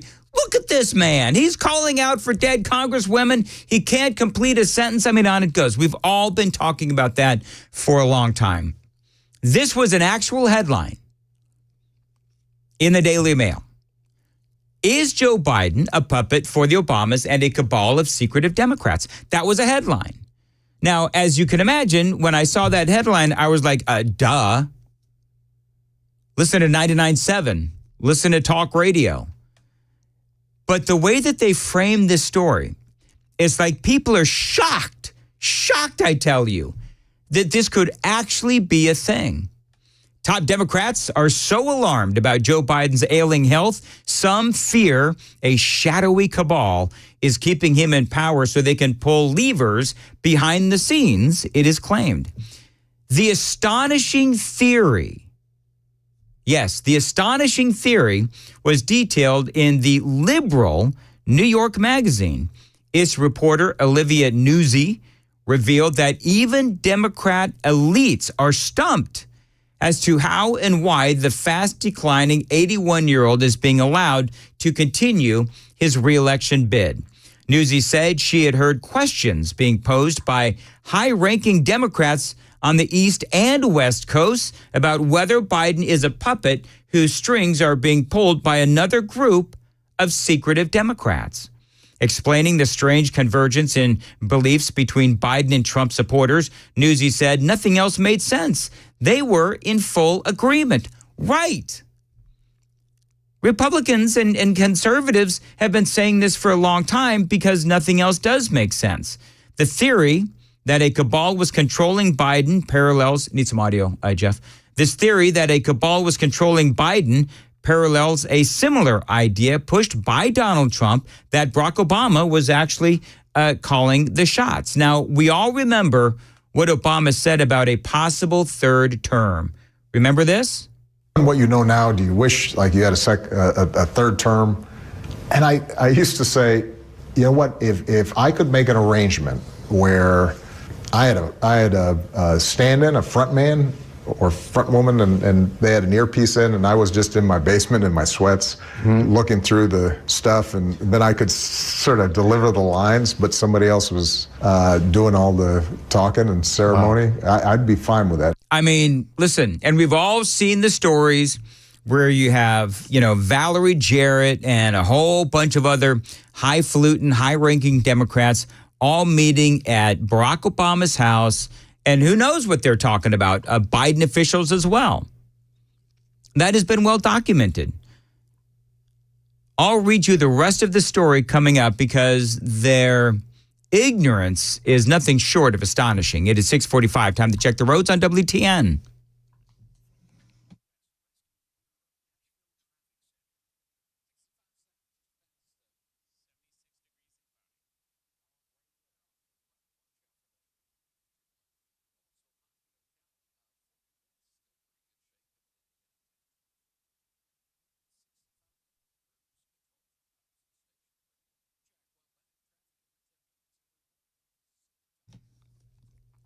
Thank you very much. 6:46 on Nashville's Morning News. Friday today, a high of 86, rain all day. Got some tough storms coming our way, actually. Saturday, high of 87 and sunny. On Sunday, a high of 90 and partly cloudy skies. Super Talk 99.7 WTN talking about this Daily Mail article. They're talking about an article in the very liberal New York Magazine, and the headline is Biden a puppet for the Obamas and a cabal of secretive Democrats. And the weird thing is, you know, they're acting like this is some crazy conspiracy theory story when in reality, it's just common sense. Now, I just played you the audio of Barack Obama. I'm not going to play it again, but Obama talking about how he would love to have a third term if he could just sit in his sweatpants in his basement calling the shots while somebody else does all the ceremonial stuff, right? So, I mean, that soundbite has been out there. They go on to say, there is no evidence to suggest Obama is effectively serving a secret third term as president. Well, let's go through it. You have multiple people that served in the Obama administration working in the Biden administration. That's number one. Again, I just mentioned all of these other things that I would say are, some evidence that this could actually be happening. Again, the mysterious meetings with Obama and all of those highfalutin, high-ranking Democrats. Obama is now out there heavily campaigning for Joe Biden because Obama himself would now love a fourth term, in my opinion. Anyway, the story continues. But the fact that such theories are now being openly discussed in liberal circles and amplified by a left-wing magazine highlights just how much panic has erupted over Biden's fitness to govern. And with the author Newsy revealing that top-flight Democrats are among those concerned, Biden is only likely to face more pressure to quit. The article also described a small, intimate gathering of high-level donors. Newsy went on to highlight Biden's constant reliance on teleprompters to tell him what to say. He even needs one at small, intimate gatherings, they say, like a fundraiser for 50 rich donors held in New Jersey Governor Phil Murphy's home last Saturday. She says, devastatingly, Newsy says the president's voice and sentences often dissolve into an incoherent gurgle. It's a hell of a description. I'm going to do that. I'm going to read that again. Devastatingly, the president's voice and sentences often dissolve into an incoherent gurgle. Newsy added that Biden approached the lectern with a stiff gait, and despite large speakers surrounding the place, the president was still difficult to hear. One diehard Democrat was stunned to realize Joe Biden was too frail to make it through an entire White House reception. Newsy says the unnamed bigwig is then said to have realized that it may have been premature to dismiss theories about Biden's fitness for office as right-wing propaganda. I'll go even further. A lot of people call people like me conspiracy theorists who have openly said, who the hell is running the country? Because it's not Joe Biden. It's got to be Obama and the hierarchy within the Democrat Party. I mean, that's, to me, obvious. It's not right-wing propaganda, and it's not a conspiracy theory. Clearly, I mean, in my opinion, you saw the debate. Do you really think that he's in there, paying attention to all of these meetings and, everything else that's going on. We had the New York Times the other day and Carl Bernstein, and these are all things that I've covered this week. Both have said that inside the White House, the staff, they are really, really concerned because Biden is just, not paying attention. According to anonymous sources close to the president who spoke to the intelligence, the president is forgetting the names of old friends and is easily manipulated by close confidants like his wife and top aides. At a recent event, the president was pulled in to say hello to a Democratic mega donor and a longtime friend. He is said to have forgotten that person's name. That's right. Longtime friend, longtime donor. He is said to have forgotten that person's name, with First Lady Jill Biden forced to whisper a greeting into the president's ear, which he then dutifully repeated. Then they talk about his appearance. After getting an up-close audience with the president, Newsy found Biden having unnaturally dilated pupils and an awkward stare after having not seen him in months. They say under artificial light and in the sunshine, Biden took on an unnatural gleam, she writes. He looked, inflated. His eyes were half shut or open very wide. They appeared darker than they once had. His pupils dilated. He did not blink at regular intervals. The writer said that while Biden was looking at her, his eyes did not appear to be on. I mean, all of this is just so weird. Newsy said Biden's widely rumored cosmetic surgery, said to include facelifts and eye lifts, are part of the reason for his distorted appearance. But she believes that his disturbing demeanor were the result of covered up health issues and not distortions caused by a surgeon's scalpel. So even liberals, and that was in New York Magazine, courtesy of the Daily Mail. So even liberals are saying that Biden, there's no way he can be running the country. His eyes don't appear on. He walks with a stiff gait. He can't really speak coherently. His sentences sort of trail off into, as they said, garble. I mean, this is just, or gurgle. And there's just no way that he is actually running the country. So there you go. Really interesting. 6:53 on WTN. Time to check the roads. No, I'm sorry. Wait, sorry. It's my bad. Biden moment, apparently, for yours truly. I was getting ready to say, Brother Dan. You threw me for a loop there. I was like, wait a minute. Listen, that's all right. I'm just making sure that you guys are paying attention. Yeah. That's what I'm doing. Yeah. That's what that is. Hey, can I be honest? Yeah. I'm already on vacation. I was getting ready to say, Brother Dan, I think you checked out. No, I'm not checked out. Listen, I've got great content. I'm trying to get through it. By the way, coming up, what did Cringe Jean-Pierre say about President Biden? This was, I think, day before yesterday. And the lies, they just keep unfurling. It's all straight ahead on Nashville's Morning News on Super Talk 99.7 WTN. Dan Mandis here. It is an election year. I bet you're wondering if you're invested for the future and for your retirement, regardless of what happens. Well, I can't tell you that because I don't know how you're invested.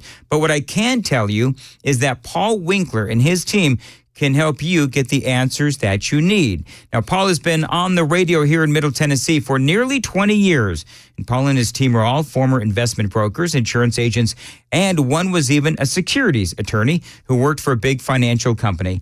They know the investing world inside and out, and they are ready to put that knowledge to work for you.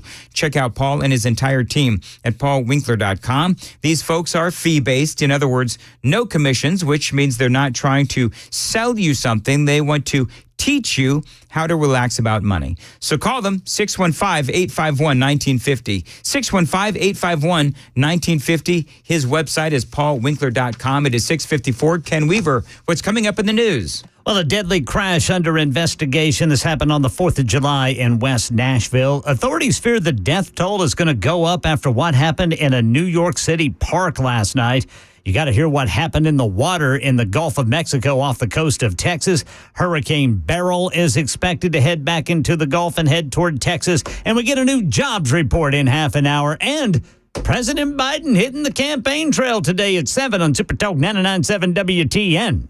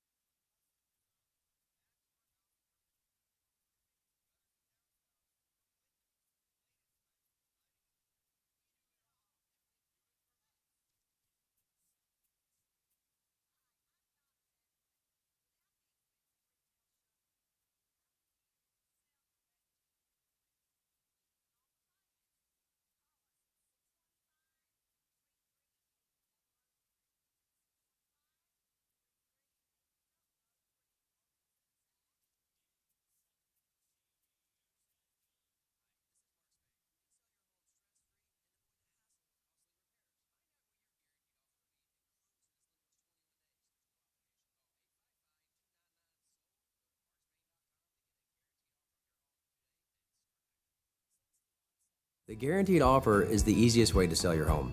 It's really simple. We bring you an all-cash offer. You close in as little as 21 days. No home inspections, no lock boxes, no open houses. Go to markspain.com to get a guaranteed offer and start packing.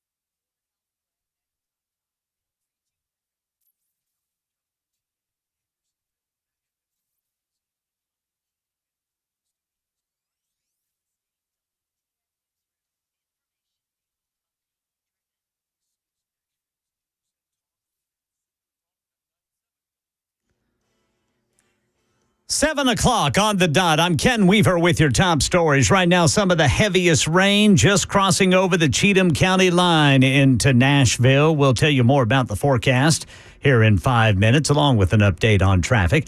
President Biden hitting the campaign trail in Wisconsin today. Christiane Cordero says Democrats trying to help him rally support, at least some of them. During a meeting with Democratic governors, sources say Biden said he needs to get more sleep and work fewer hours, even suggesting he could not schedule anything after 8 p.m. Joe Biden's our president. He said he's all in. I doubled down, said I'm all in.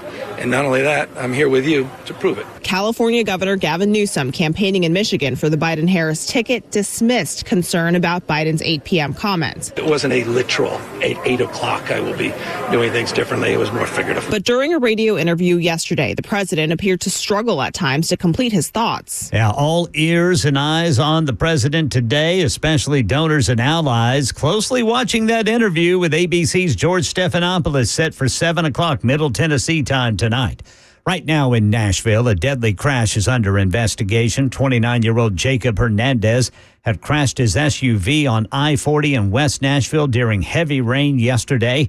The car stalling in one of the fast lanes. He got in the back seat to check on an 18-month-old when their SUV was hit by another vehicle, ejecting Hernandez out of the back window, killing him on the scene.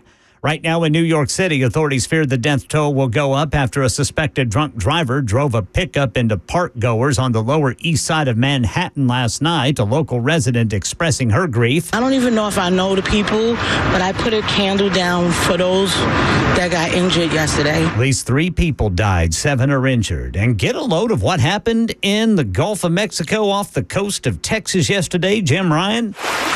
When Padre Island visitor Blaze Russell came out of the water, he noticed a painful streak on his arm. I went to the lifeguards and they were just like, jellyfish. Red flags warning of rip currents are flying above purple flags, alerting swimmers to the presence of dangerous wildlife, like jellyfish or sharks. They'll do an investigative bite.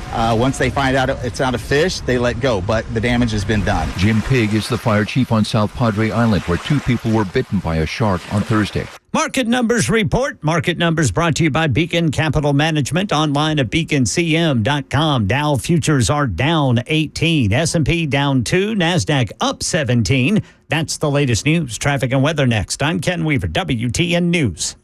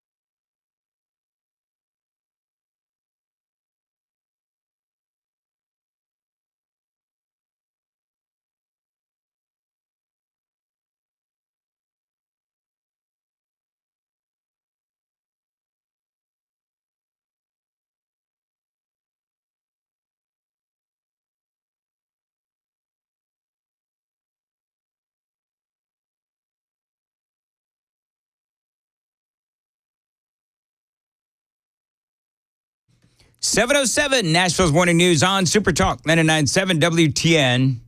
Donald Trump calling George. Big debate is tonight. You heard Ken talking about this earlier. Donald Trump calling for a no-holds-barred interview with George Stephanopoulos. You know that's not going to happen. Obviously, that's not going to happen. But you know what? America will be certainly watching, and it's going to be interesting to see how they edit this, because I believe that this whole thing is simply for propaganda. If you're just joining the show, how do you know that Joe Biden and the Biden campaign, well, let's be honest, Jill Biden, how do you know that Jill Biden is running this whole thing? Because originally, ABC and George Stephanopoulos, they wanted to do the interview on Friday, and then they wanted to run the interview in 3 different segments, 2 or 3 different segments over the weekend. You know, to sort of appointment listening and all, or appointment viewing and all that. Well, the Biden administration and the Biden campaign, they're in such a panic that they demanded, and George Stephanopoulos and ABC acquiesced to those demands, that the entire interview has to run tonight at 7 o'clock on ABC. So what does that tell you? Do you think that George Stephanopoulos and ABC, do you think that they have told Joe Biden the questions? Do you think there's going to be follow-up questions? Do you think George Stephanopoulos really is going to have a no-holds-barred interview? There's a reason why George Stephanopoulos was chosen. Because if you look at past interviews with Biden and George Stephanopoulos, you will see one ass-kissing moment after another. And so if you're the journalist who has been chosen to do this interview, that tells you that the president is not afraid of that journalist. They are looking for, what's the best way to frame this? They are looking for special treatment. And that's part of what's going on. Meantime, the Democrats, they are in absolute panic. Now, Biden, over the weekend, he did say that he is not going anywhere. You got me, man. I'm not going anywhere. So then, this is one of my favorite audio bites, where Biden is walking through sort of like a, it's not a tunnel, but you got media on both sides and, you know, campaign people on both sides and people that came to this White House event on both sides of this rope. And Biden is walking through. Mr. President. Mr. President. And he just keeps walking. And the thing is, he's walking, and he's like that stiff walk, and he doesn't even look to either side. He doesn't even look to either side, and he just wouldn't answer any questions. Now, over the weekend, many different stories were out there related to Joe Biden's decision. This is one of the things that I thought was fascinating over the weekend was some headlines said that he was going to drop out. Some headlines said that he was going to stay in, and some headlines said that he had yet to decide. Now, Cringe Jean-Pierre is being peppered by the same question. Is he going to stay in the race? And if so, what would change his mind? Because Biden is saying that he's going to stay in the race. That is, despite all of the conflicting reporting, Joe Biden, they say he is going to stay in the race. Okay, fine. But then the question is, what would change the president's mind? That is the biggest question, because I've been telling you all week long here on a Friday that the donors, they are pissed. The donors feel like they've been lied to. The donors feel like they have been fooled. And the donors feel like they've been disrespected. And so now they're pulling their money. They're saying, we're not going to donate any more money unless Joe goes. So this is one of the questions from the White House press corps. Is Joe Biden going to stay in the race? Is President Biden considering stepping down? Absolutely not. I cannot lay out something that would change the president's mind. He has been very clear. He's going to continue to build on the unprecedented record that he's been able to lay out for the American people. That's his focus right now. What I can say is the president is moving forward. He's moving forward as being president. He's moving forward with his campaign, as his campaign has been very, very clear about that. The president is clear-eyed, and he is staying in the race. Clear-eyed. I don't have anything else beyond that. He's staying in the race. Really? Because, in the previous hour, I was telling you about tales from the Biden campaign trail where he was at a big highfalutin fundraiser. Only 50 people were there. And the talk of the party, the talk of the fundraiser was Biden's eyes.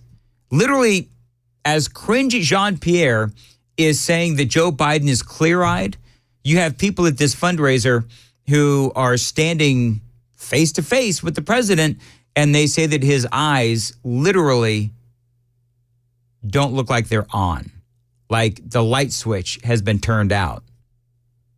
I mean, that's what the Democrats are facing right now.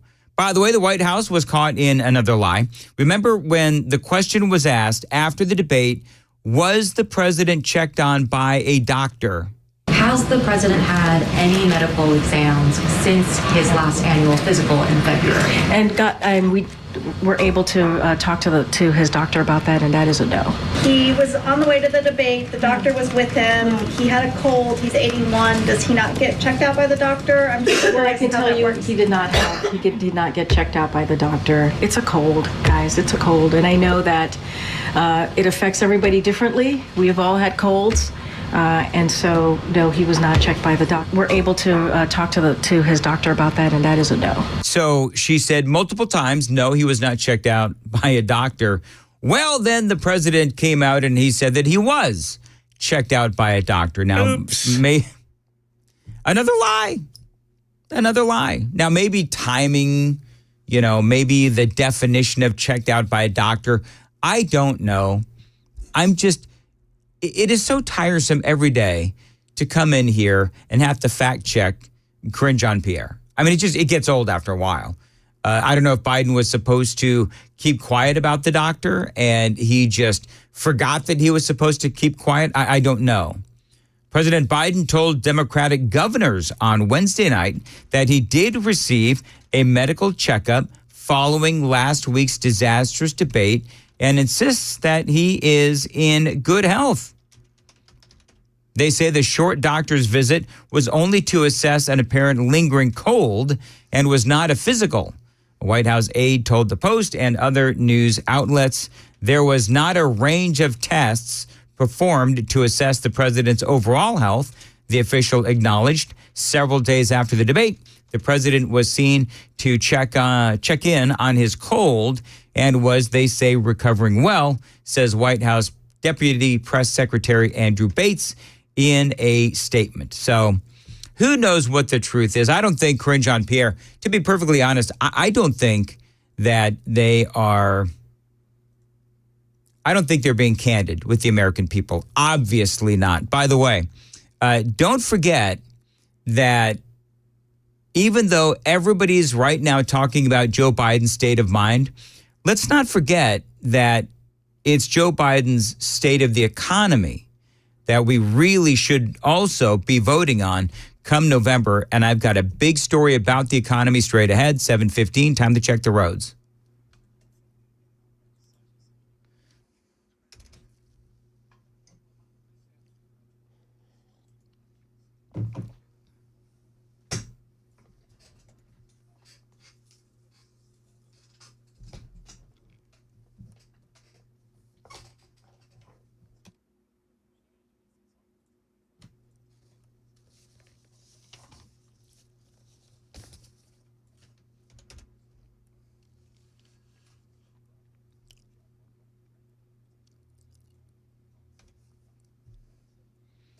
$7:16, Nashville's Morning News on Super Talk 99.7.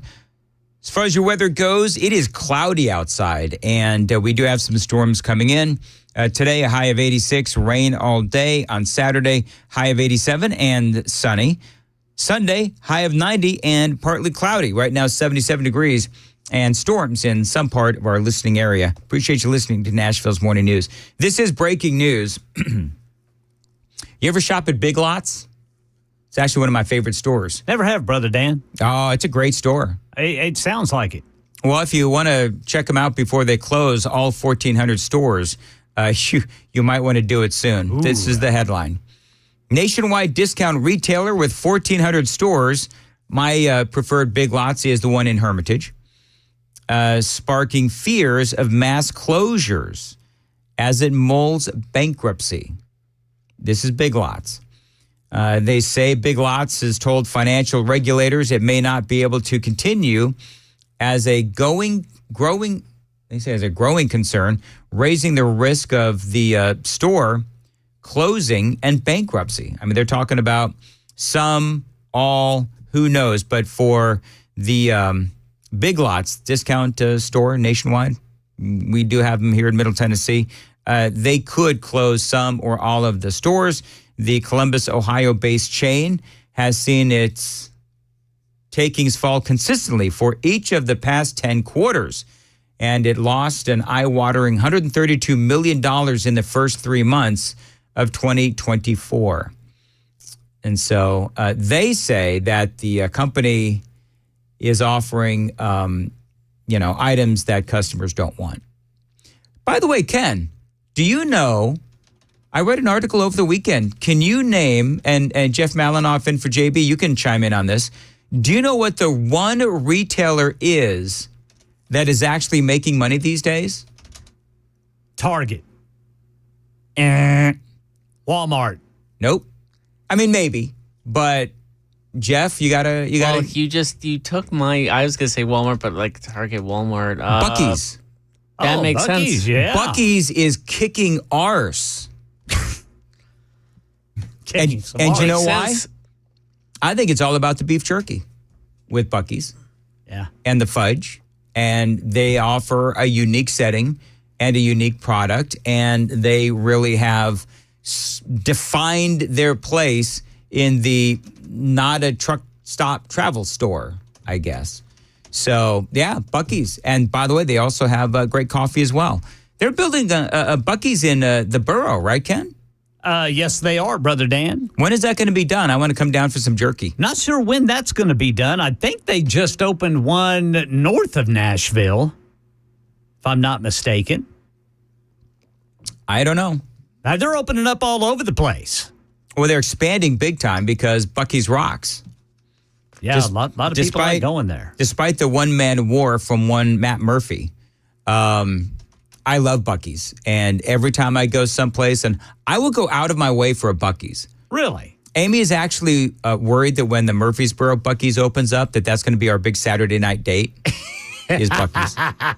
Well, you'll have to stop by if you do head that way, Brother Dan, because I don't think it's going to be far from my house. You know what? Our respective families can meet at Buc-ee's and we can, nerd out on Buc-ee's and, we can try different beef jerky and, that kind of thing. Have some coffee. It sounds fun, but you won't get my wife there. She says there's too many people.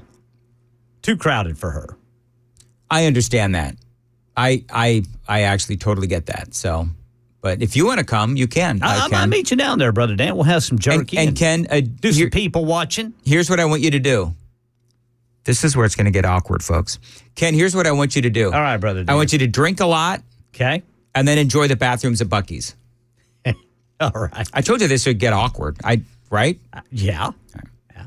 Because they got great bathrooms. That's the whole point. That's one of the big things about Buc-ee's. So just go into bathrooms. Buc-ee's, grab a sixer, go outside, sit at one of the tables, down it, and then, just get Let up and nature down take every its half an course hour. and enjoy the bathrooms at Buc-ee's. Yeah. All right, we got to go.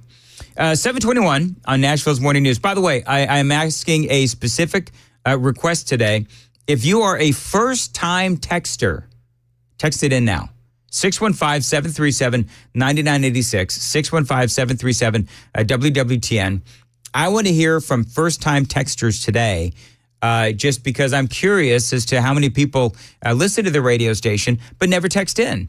And I will tell you, Ken, I have been amazed at how many people listen to this radio station and have never texted in before. So I'm enjoying reading them, and thank you. And I'm I'm trying to respond to as many as I can. 615-737-9986. It is 722 on Super Talk 99.7. Listen, I hope that you never have to call United Structural Systems, because that means that you don't have any issues with your foundation or your concrete. But if you do have problems, you need USS on your side. This is the company that I turn to for all things foundation, concrete, and waterproofing.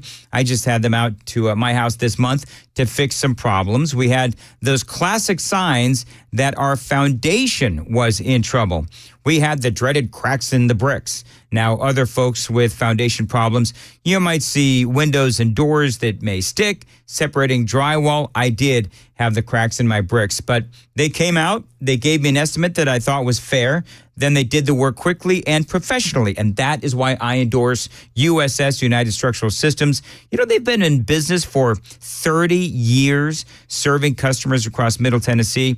Listen, the good companies last, and USS is one of those companies. We guarantee our best. Call USS 615-488-7855. Tell them Dan Mandis told you to reach out. 615-488-7855. USSTN.com. 723, Ken Weaver, what's coming up in the news? Well, we've got breaking news in the legal battle to get the release of the Covenant School shooter's writings. I'll tell you about it at 7:30 on Super Talk 99.7 WTN. The guaranteed offer is the easiest way to sell your home. It's really simple. We bring you an all-cash offer. You close in as little as 21 days. No home inspections, no lock boxes, no open houses. Go to markspain.com to get a guaranteed offer and start packing. Hey, what's up, guys? This is Matt Murphy for Members Nutrition. I want to tell you about the Members Nutrition difference, and I want to encourage you to go over to the Members Nutrition website. Number one, they believe at Members Nutrition that they can sell vitamins and supplements at a lower cost point, and they're doing it every single day at membersnutrition.com. Number two, they want to make these products right here in the United States of America, not from some overseas company, and they do that every single day. I encourage you to go to membersnutrition.com. You'll get 50% off your purchase price at checkout. You don't have to put in any codes. Just go to membersnutrition.com. Once again, membersnutrition.com.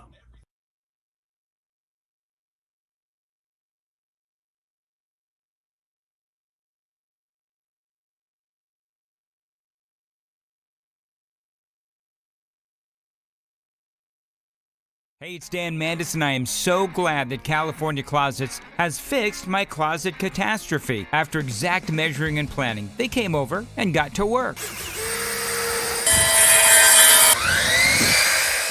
Yeah, once it was all plotted out on their 3D CAD system, the pieces are measured, cut, and precisely installed into my space. It was clean, fast, and professional, and above all, my new closets look and function great. Now, this was my dormer, and now this is my new dormer thanks to California Closets. Look at all of this added space for shirts and shoes, you name it, and it is cut so precisely, simply amazing. And my old closet that has now been reborn as the ultimate in style and functionability, making the best use of the space that I had. They can work on just about anything: bedrooms, garages, home offices, closets, pantries, and so much more. Find them online, CaliforniaClosets.com, and see what they can do for you. You can schedule a free design consultation. Mention my name, CaliforniaClosets.com.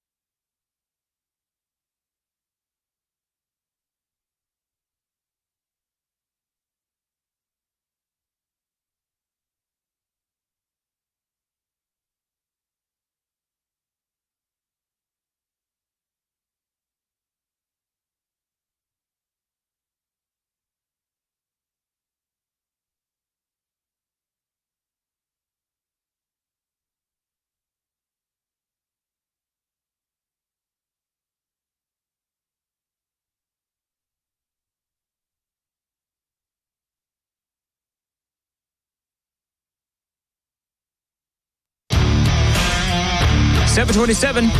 Nashville's Morning News on Super Talk 99.7 WTN.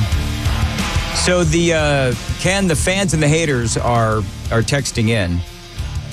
First-time texters and so forth. What are they saying, Brother Dan? 4702, who I met him the other day at our big thing out there in Hot Springs. Mm-hmm. He says, 4702, he says, it was great meeting you, and you're definitely telling the truth on the radio. You're very awkward meeting people. I thought I'm doing a lot better than I used to. Brother Dan, actually. I think you do, man. I allowed a man to put a cowboy hat on my head. That's right. I mean, listen, if I'm that awkward. Did you cry in his arms also? Hey, Jeff.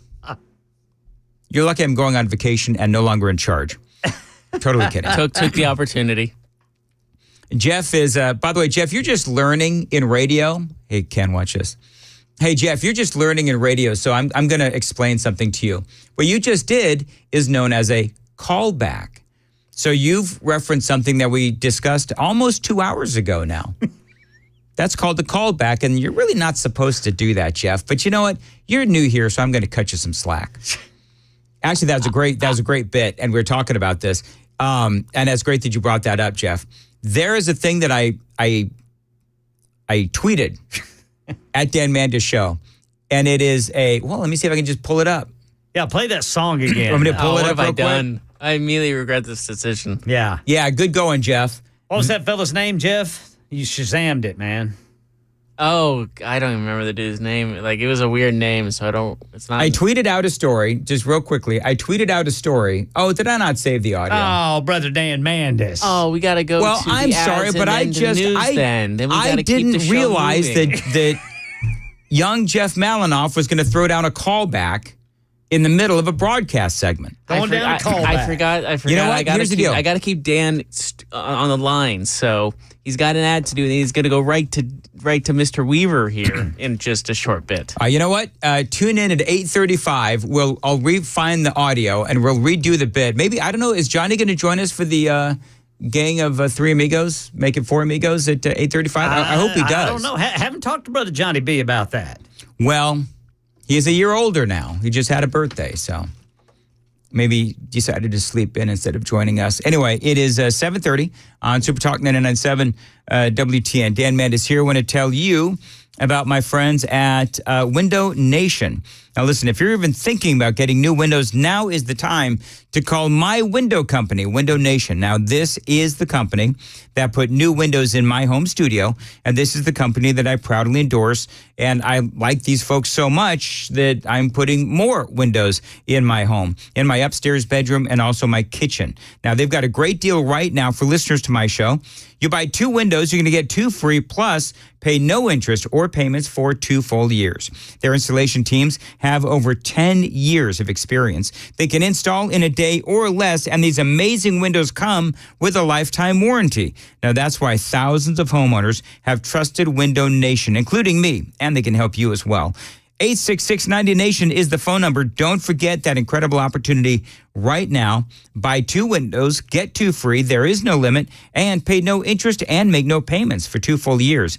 866-90-NATION, windownation.com.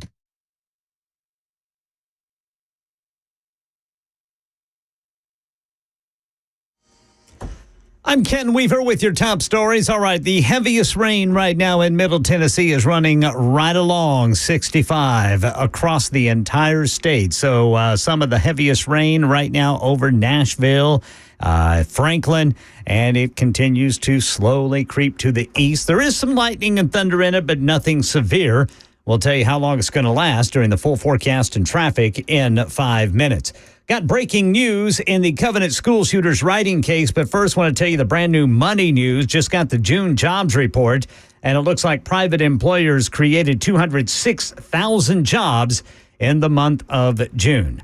Now back to the Covenant school shooters writings case. The judge presiding over the media's effort to release it to the public issued a statement last night that says none of that material will be released, quote, at this time, because the judge says it is the property of Metro Nashville and protected under federal copyright. News 2 says that ruling was posted just before midnight. Election 2024, all eyes on the president today. Donors and allies closely watching that interview with George Stephanopoulos tonight as they decide whether to keep on supporting the president or not. Selena Wang says Biden hosted a 4th of July event last night. The president and first lady hosting a July 4th celebration at the White House. The president reading remarks off a teleprompter, hitting central themes of his campaign and trying to quell panic within his own party 1 week after his disastrous debate. We have to look at ourselves and ask the question, will we stand for freedom again? But the president at times stumbling through his cleanup effort. Yeah, when he gets off that teleprompter. That Stephanopoulos interview is tonight at 7 o'clock Middle Tennessee time. And that's the latest news. Traffic and weather next. I'm Ken Weaver, WTN News.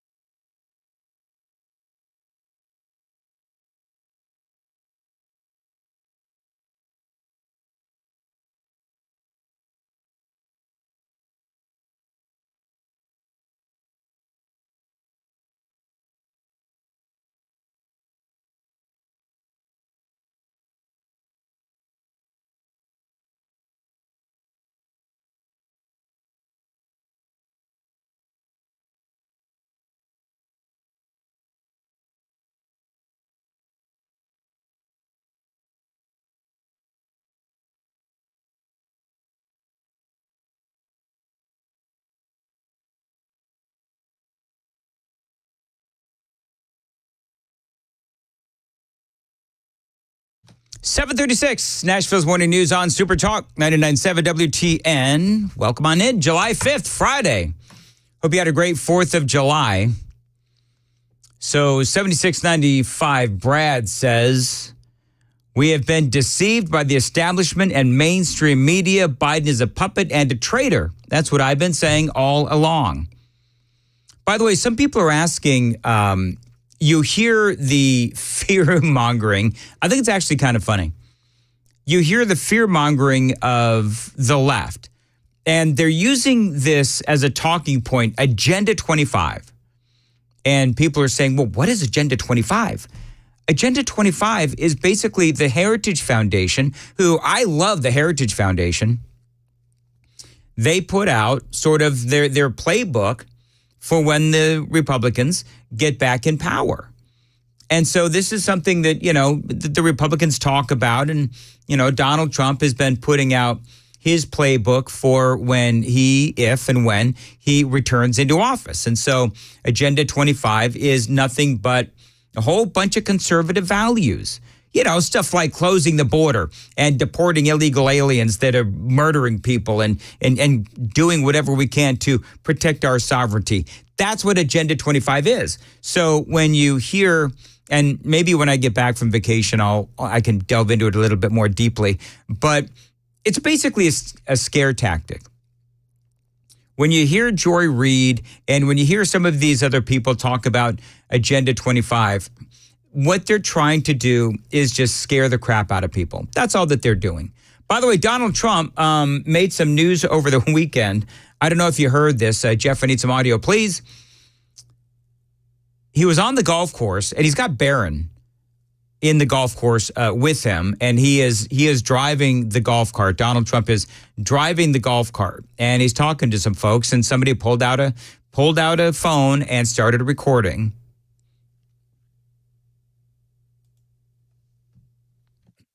And I can't play it for you because my computer seems to have is stopped working. There's something wrong with our computers, and I don't know what's going on the last couple of days. But anyway, bottom line is Donald Trump, one of the things that he said was that Kamala Harris is a complete and utter train wreck, but she's going to be harder to defeat than Joe Biden. He also said that it is his opinion that Joe Biden is going to drop out of the race. He said that Biden already announced that he's dropping out of the race, but then Biden has been saying that he's going to stay in the race. Now, what I love is how the former president, his 4th of July note, I don't know if you've seen this, he posted this to social media.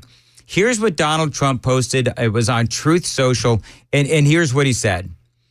Happy 4th of July to all, including to our highly incapable president, and he has president in air quotes, our highly incapable president who uses prosecutors to go after his political opponent, who choked like a dog during the debate, but tried to pretend it was international travel. Again, air quotes, only 12 days rest. The president says, former president says, and when that gig was up, he blamed it on a cold. Donald Trump continues. Therefore, why would anyone say he's cognitively challenged? Also, respects to our potentially new Democrat challenger, laughing Kamala Harris. She did poorly in the Democrat nominating process, starting out at number 2 and ending up defeated and dropping out even before getting to Iowa. But that doesn't mean that she's not highly talented politician. Just ask her mentor, the great Willie Brown of San Francisco. He went there. Now, for you folks who don't know, the rumor is, actually it's not really a rumor, this happened, that Kamala Harris had an affair with Willie Brown. Oh, Willie was married, and he basically got her into politics. Willie Brown did. And it's something that people, they talk about it, and it's sort of political lore out there in San Francisco. So I think that this, and let me read you the rest of it. He also says, someone else that I have to compliment is a deranged Biden prosecutor named Jack Smith, who has become a legend in his own mind, Donald Trump posted on July 4th. He also says, from all of those cases that he lost, the corrupt prosecutors are working hard for Crooked Joe, but it will never be enough. Make America great again. So that is Donald Trump posting on social media. Do you know what I think that was?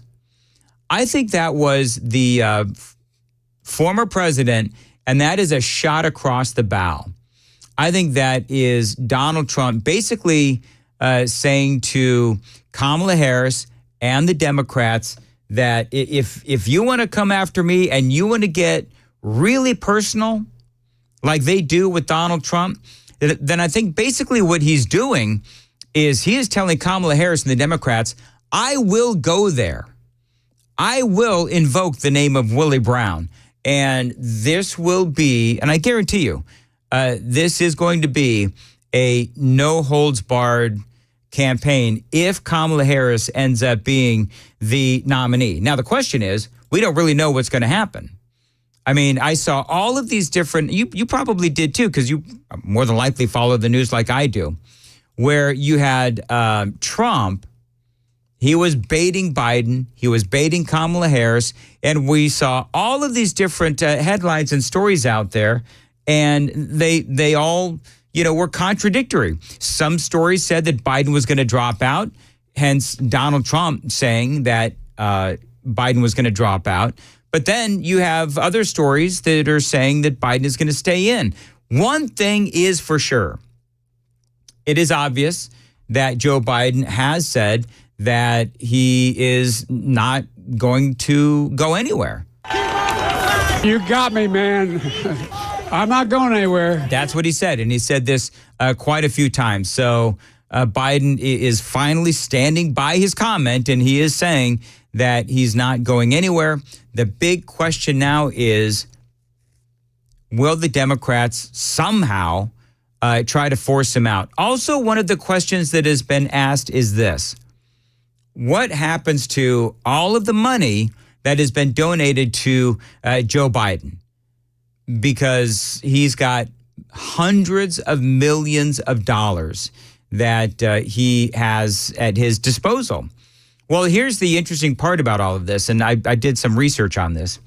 So he's got a lot of money, and he can use it. Kamala Harris can use it as well because her name is on the ticket. But if any of these other Democrats, some of these governors and what have you, Hillary Clinton, who knows? But anybody else whose name is not Biden or Harris, they're going to have a hard time using that money. There might be a way, but it's really tricky. And I'm going to get into that straight ahead. It is 7:45 on Super Talk 99.7 WTN. Time to check the roads.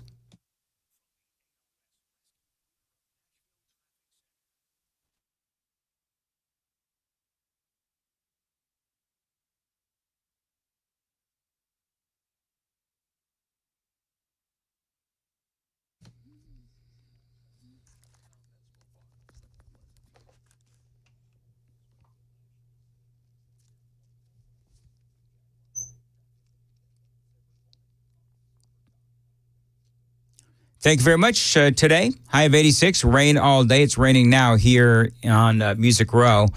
Saturday, high of 87 and sunny. On Sunday, high of 90 and partly cloudy.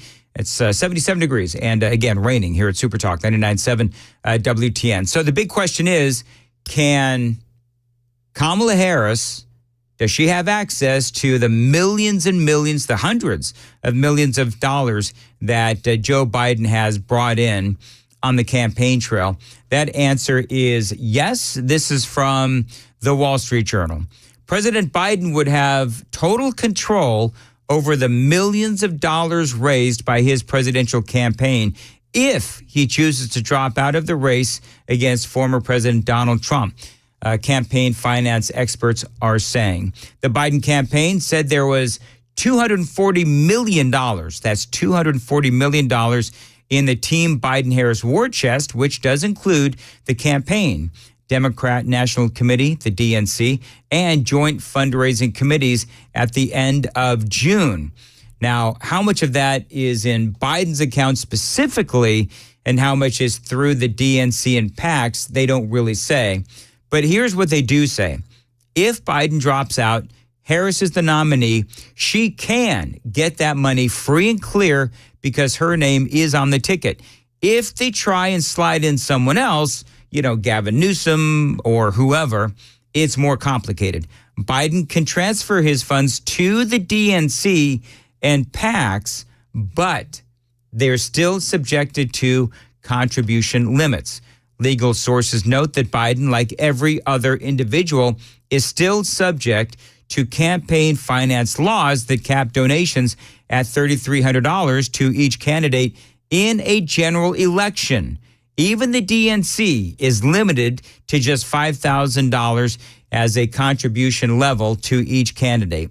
So, as I read this, the only way that they can have that money free and clear is if Kamala is the nominee. Some Democrats telling the New York Post it is a tragedy that even if it were Kamala on the ballot, they are stuck. And that's the word. They are stuck with a candidate no one wanted.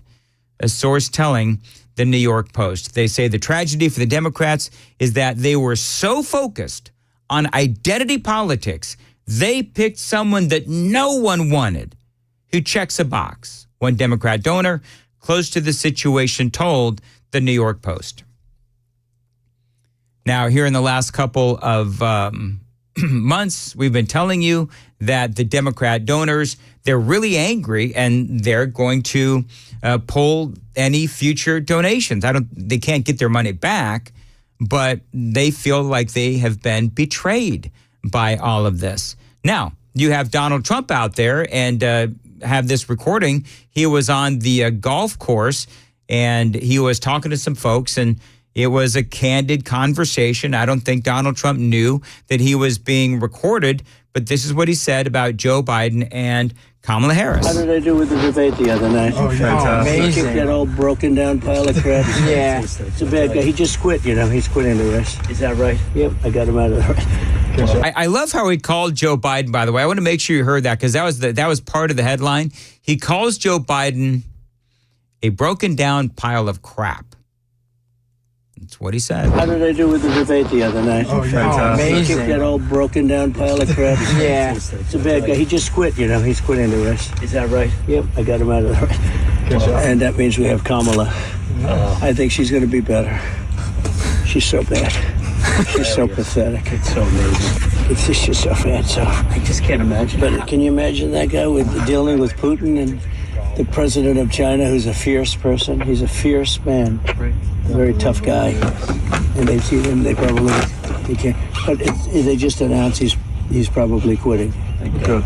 Very good. Yeah, that's amazing. You just keep knocking him out, huh?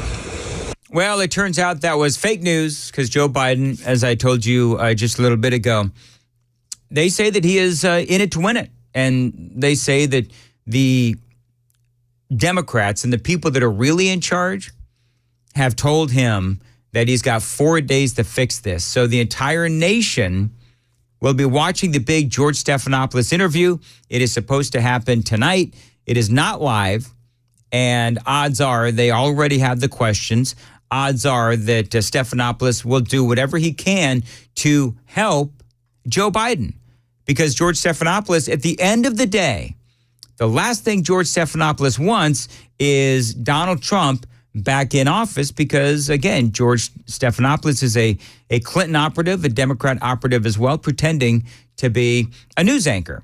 And Donald Trump, by the way, I've got to find the entirety of this post where Trump calls George Stephanopoulos a tiny, angry man. So that story for you and a whole lot more straight ahead. By the way, there's a number of things that are going on within the Democrat Party because this, by and large, this is not only a Joe Biden problem or a Kamala Harris problem, but this is a Democrat Party problem because was it Wednesday? I told you about all of those Democrats in the House where they are saying there's like 25 of them that were getting ready to demand that Joe Biden step down. That Joe Biden say, you know what? I'm not going to run for re-election. Because they're worried about the down ballot races, right? Down ballot races meaning that if Democrats are not excited at the top of the ticket, if they're not excited for the person running for the presidency, and nobody is excited about Joe Biden, then that will impact the down ballot races, which means that the Republicans could get a stronger majority in the House of Representatives. And yeah, they could take over the Senate as well. So there's a lot of play here, and we'll continue to keep you up to speed. By the way, if you're just joining us, I am welcoming all first-time texters today on this Friday, July 5th, 615-737-9986, 615-737-WWTN. Would love to hear from you. Dan Mandis here, talking about the Glock store, and they've got a really big sale going on right now, 30% off pyramid triggers. That is going on right now at the Glock store. Now, just so you know, I have a pyramid trigger on my Glock, and I love it. I thought the factory Glock trigger was fine, but this was my first Glock and my first handgun. I got to tell you that once I got the pyramid trigger, it was like a night and day difference. I really like the pyramid trigger. So here's my advice. First, visit Glockstore.com and configure your custom pyramid trigger like I did. Second, at checkout, select Pickup in Store. They're going to contact you when your pyramid trigger is ready for pickup. And finally, bring your Glock with you, and they'll install that trigger for you for free while you wait. Now, the sale ends on Sunday, so don't wait. The sooner you order online, the sooner you're going to get the message, come pick up your trigger. It is the semi-annual Pyramid Trigger Sale right now through Sunday, only at the Glock Store. You can find them online at glockstore.com. Minutes from the airport and worth the drive from anywhere. It is 7:52 on Nashville's Morning News on Super Talk 99.7 WTN. Ken Weaver, what's coming up in the news? We have a ruling from the Nashville judge overseeing the media's case to have the Covenant school shooters' writings released to the public.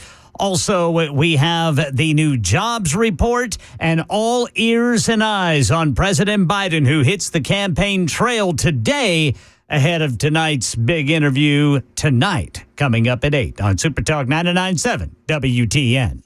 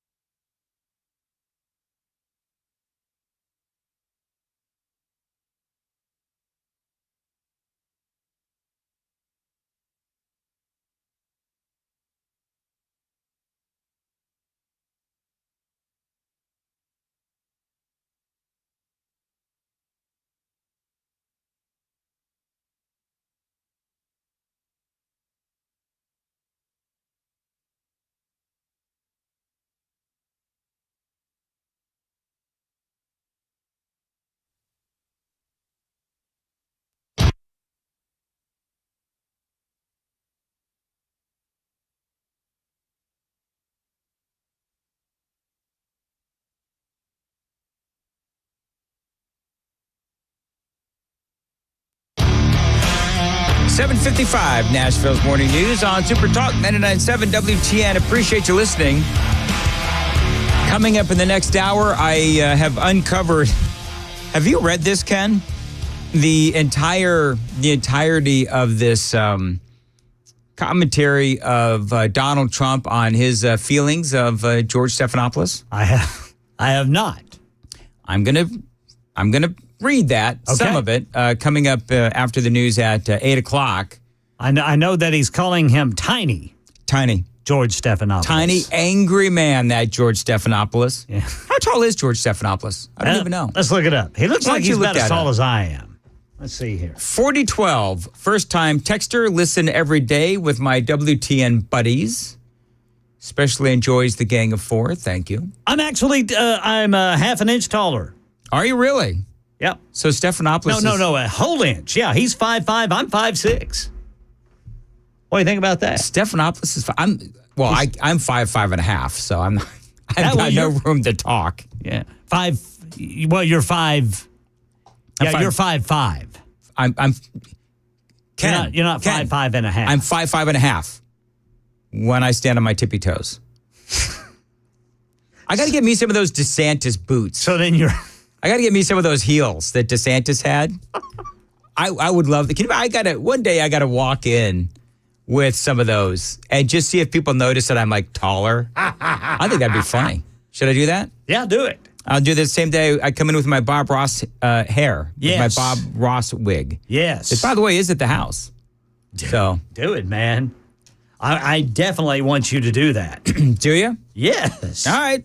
Well, maybe when I get back from vacay. I know, dude. Wear it while you're on vacay and release little TikTok videos. Oh my gosh. Do you know what I actually thought about doing? I'm not going to do it because I just don't have the time. Rats. But you know how there's some people that are conservative, but they pretend to be liberal to show how stupid they are.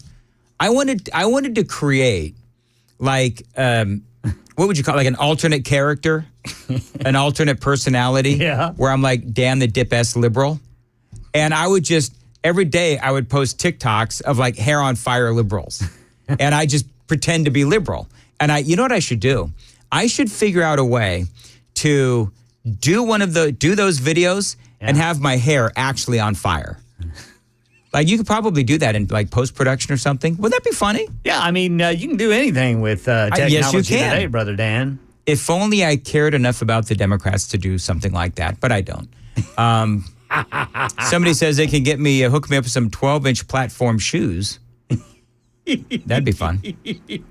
Hey, Jeff, are we done yet? Are we done? I think we've been done. So this is Jeff. In fairness, you literally told me you have to fill 2 minutes, and you gave me 15 seconds to do it. That was fair. That was fair. So yeah, we're closing in on that. So yeah, we can wrap it up. I come back in the studio, Ken, and I put on my headphones, and Jeff says, "Hey, you got to fill like 2.5 minutes." Okay. And in go. my defense, I was gonna tell him, and then all of a sudden he walks out of the studio. So I was like, come back, don't go. I had to go. Sorry, Jeff. Fair. All right. Fair. We'll return next on WTN.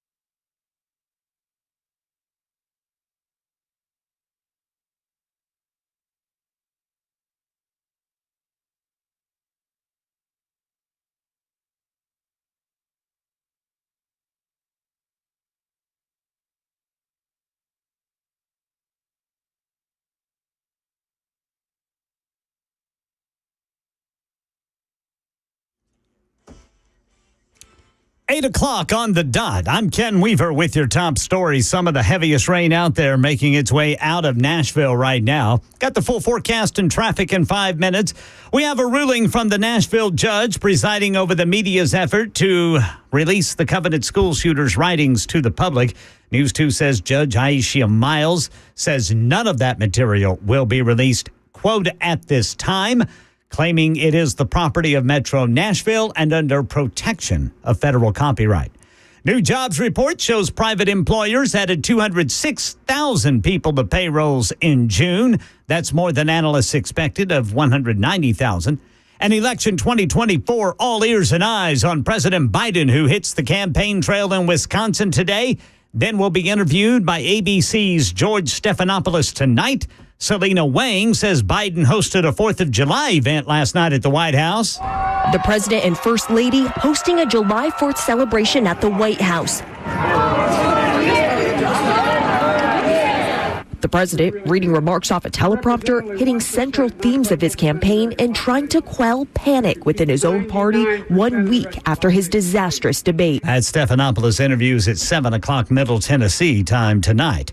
There is a horrific crash under investigation in Nashville. 29-year-old Jacob Hernandez was killed after wrecking an SUV on I-40 in West Nashville yesterday during heavy rain.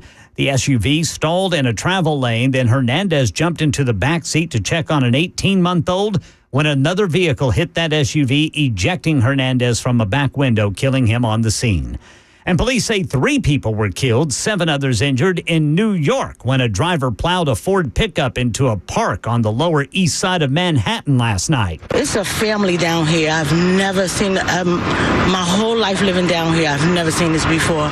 So quiet, peaceful, everybody's so loving. Now, authorities say the death toll could rise there. South Texas boarding up ahead of Hurricane Beryl, which is expected to move back to the Gulf after blasting Mexico resort towns of Cozumel and Cancun with 110-mile-per-hour winds overnight. Did you hear about all the people bitten by sharks and stung by jellyfish on the 4th? In the rough surf off Mustang Island, Texas, stinging jellyfish are at the mercy of the waves, as Blaze Russell learned. I went to the lifeguard and they gave me some vinegar, sprayed some vinegar on it. Well south of there, one shark is thought to have sent 2 people to the hospital with bite wounds. Jim Pigg is the fire chief on South Padre Island. I've lived here for 24 years. The last time I saw anything like this was about 8 years ago. Wildlife officers in boats and a helicopter drove the shark away from the beach. It's Jim Ryan reporting. And let's check money news. Market numbers report brought to you by Beacon Capital Management. Online at beaconcm.com. Dow futures up 29. S&P is flat. NASDAQ is up 5. That's the latest news. Traffic and weather next. I'm Ken Weaver, WTN News.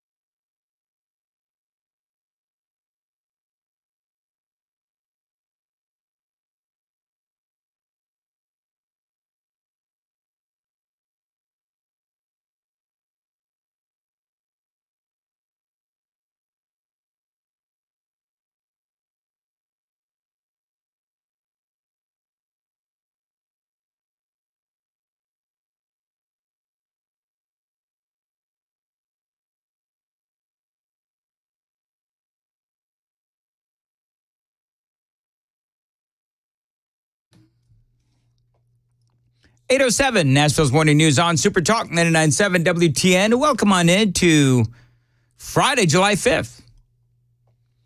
Raining in a lot of parts of the listening area. Hope you're doing well. Along with Ken Weaver, Jeff Malinoff as well. Johnny B is going to be filling in for Chris Hand after the news at 9 right here on Super Talk 99.7 WTN.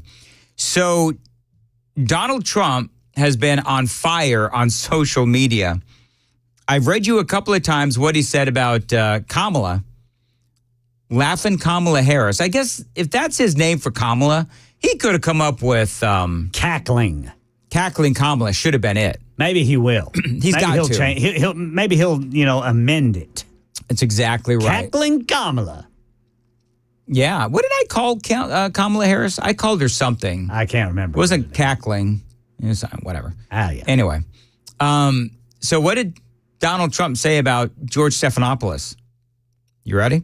I'm ready. The meanest and most vicious interviewer out there is George Slopadopoulos. Slopadopoulos. Autocorrect. That's funny. Slopadopoulos. Of fake news ABC, one of the worst and most vile broadcasters in the business. Slopadopoulos. Of fake news ABC. Do you know what I wish? Is this weird? I wish that Donald Trump knew me and gave me a name. Like, don't you wonder, like, what would Trump's name be for, like, me or Ken or, Chris Hand or... Well, let's have the Super Talk super texters. Texters. It would have to like almost rhyme or just it'll have to like flow, like bumbling Joe Biden. It kind of rolls off. Bumbling Joe. Yeah, or like rambling Joe Biden. It has to do something with your personality and it has to work with your name as well. Well, he's already got Sleepy Joe. I've got one for me. What is it? Ramblin' Dandis. Anyway, so it continues on. Now ABC and Little George, a tiny angry man, can make up for their past indiscretions and journalistic failures by doing a real interview with Crooked Joe. Not a cut-up promotion with only his few coherent answers released to the public. Did he say Little George Stephanopoulos? He said, Little George, Liddle, Little George. A tiny angry man can make up for their past indiscretions and journalistic failures by doing a real interview with Crooked Joe, not a cut-up promotion with only his few coherent answers released to the public. Trump also railed against the National News Network for reporting on his controversial relationship with Russia. Who is our network? ABC. Got it. In fact, the home of disgraced reporter Brian Ross, whose reporting on the Russia hoax was so outlandish that ABC, after defending him at levels not seen before, was forced to put him and the reputation out to pasture. Trump raged. Levels not seen before. He was on a roll, man. Trump included George Soros, the billionaire Democrat backer, in his rant. Let the world know why Joe directed and allowed his Department of Injustice and others to illegally attack his political opponent, me. Department of Injustice. In all caps. That's pretty good. Wrote Donald Trump. Also, ask why he used all Soros prosecutors, and in particular, a loser like deranged Jack Smith. The proof is irrefutable. Crooked Joe is a coward. MAGA 2024. There you go. Honest question. Is there anyone he actually talks about in tweets or truths or whatever that he does not put a little nickname in front of? I mean, anybody. Has he put anything before? Like, not before. Without a name? Without a name. Is any tweet? No, if we need to find any tweet that exists where he does not say a cute little nickname at the beginning, I don't know. I don't think that exists now. Because I think he liked how it started, and now he just like, that's my thing now. I gotta do it. He's the master. There's Little Hands Marco, Crooked Hillary, now it's Crooked Joe. Yeah. But it's like not even just the presidents or like his opponents. It's anyone he discusses. From attorney generals to like even people on his side, like most likely, like he has something like it's the something insert thing here. Go there. If he likes somebody, I don't think he brands them. No, he doesn't brand people he likes. Yeah, he doesn't brand people he likes. He only brands people that... No, it'll be like in a nice way, though. like the beautiful or the best. Oh yeah. Yeah, he does nice that. words, yeah, he just doesn't have the nice little catchy nickname for people that he likes. I don't think. Dandy Dan and the Dream Weaver. All right, so now people are coming up with their Trump names for us. That's too long. Little Danely Dan. What the hell? Dan and the We're breaking Ken over here. Dan the Dinky Doofaloop. Okay, now that these aren't even creative. His this is shiny just like head will brighten kindergarten. your morning. Dan Wannabe Mandis. That's pretty good. 99.35. That gets a thumbs up. 50-70. Dan Shambis. What's wrong with you people? Wacky Weaver is good. I like that. Dorky Dan. Oh, that's just mean. Low T Dan. Yes. 74-64. Yes. You win. No, he doesn't. That's good. That is a fallacy and fake news. That's good. Well, the others are just like dirty. Dapper Dan. Dirty Dan is not bad. Dandy Dan. Like a little SpongeBob reference there. Dindly Yeah. Dan's just kind of mean. Wait, which one? Dindly Dan. Dingley? Dingley? Doofus Dan is mean also. I don't care. Kinky Ken is just bizarre. Dan Madness Mayhem. Okay, for the record, anyone listening, our chat line is absolutely exploding. Yeah, it's, Oh, Danglin Dan. What does Danglin mean? Dan and the Ding Dongs? Ken is just losing it. Dan and the Ding Dongs. Right. Is that like a band? It should be. That's like a punk band. Oh. Maybe Dan not. Praying Mantis. That's just, That was so Dan Praying Mantis was my name in high school. was it a mean one or was it like a they cool loved nickname? me in high school. Just not the girls. That sounded sad. I was never in the quad. Let's put it that way. Mandandus is one that Dinkistan. Candy Mandis. Dipstick. Wait, what's Candy Mandis? I don't know. Double D Dan. Double D Dan. You've seen me in the swimming pool, haven't you? That's my neighbor that's spying on me in the pool. Double D Mandis. With his Speedo on, watering his plants. We got it. Dangerous Dan. That's a good one. Yeah. You're dangerous, Maverick. Dan Manilis. It's like Barry Manilow. No. Don't. Dan Shanktis. Mario, good. Oh, yeah. That's another callback. Dan Mandis, 7754. That people have called me that before too. Dan Mandis? That's your name. D-A-M-N. Oh, damn, Mandis. Mandis. Damn, Mandis. Danny Dingleberry. This could be our next hour, isn't it? We're done. 8:15, Nashville's Morning News. Time to check the roads on WTN.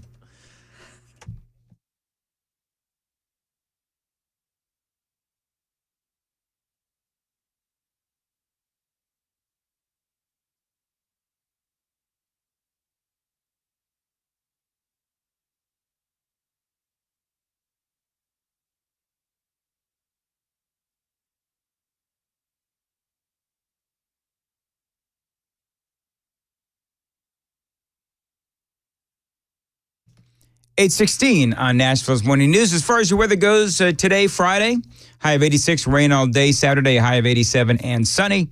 On Sunday, a high of 90 and partly cloudy. And it looks like the rain has stopped here on Music Row, but it's probably raining in some parts of our listening area. Thanks for listening to Nashville's Morning News on Super Talk 99.7 WTN. People are asking me to replay the Joy Reid audio. And so I'm going to go ahead and do that now. I think Joy Reid, she clearly, number one, I think that part of what's going on with Joy Reid is she is, I think she's getting a lot of traction on social media by her posts. So I'm gonna play some audio from Joy Reid because I think that she's clearly losing her mind. This is part of her post from, I think it was yesterday, where she compares Donald Trump to Adolf Hitler. Y'all just tell me who the nominee is going to be. Let me know when you guys are finished fighting amongst yourselves who I got to vote for in November to keep Hitler out the White House. That's all. She's talking to Democrats. All I want to know, who I got to vote for, to keep Hitler out the White House. Y'all do your thing. Play in traffic all you want in front of these Republicans. I would like her to play in traffic. In a fool in front of these people instead of privately declaring your stuff. But don't text me no more, because I'm not taking no more of these texts. Just let me know when you guys are finished figuring it out, Democrats, because I know y'all the freak out people. Go ahead and freak out, have your conversation, and then let me know who I got to vote for to keep Hitler out the White House. That's it. I'm done. How does nobody call her out on this BS?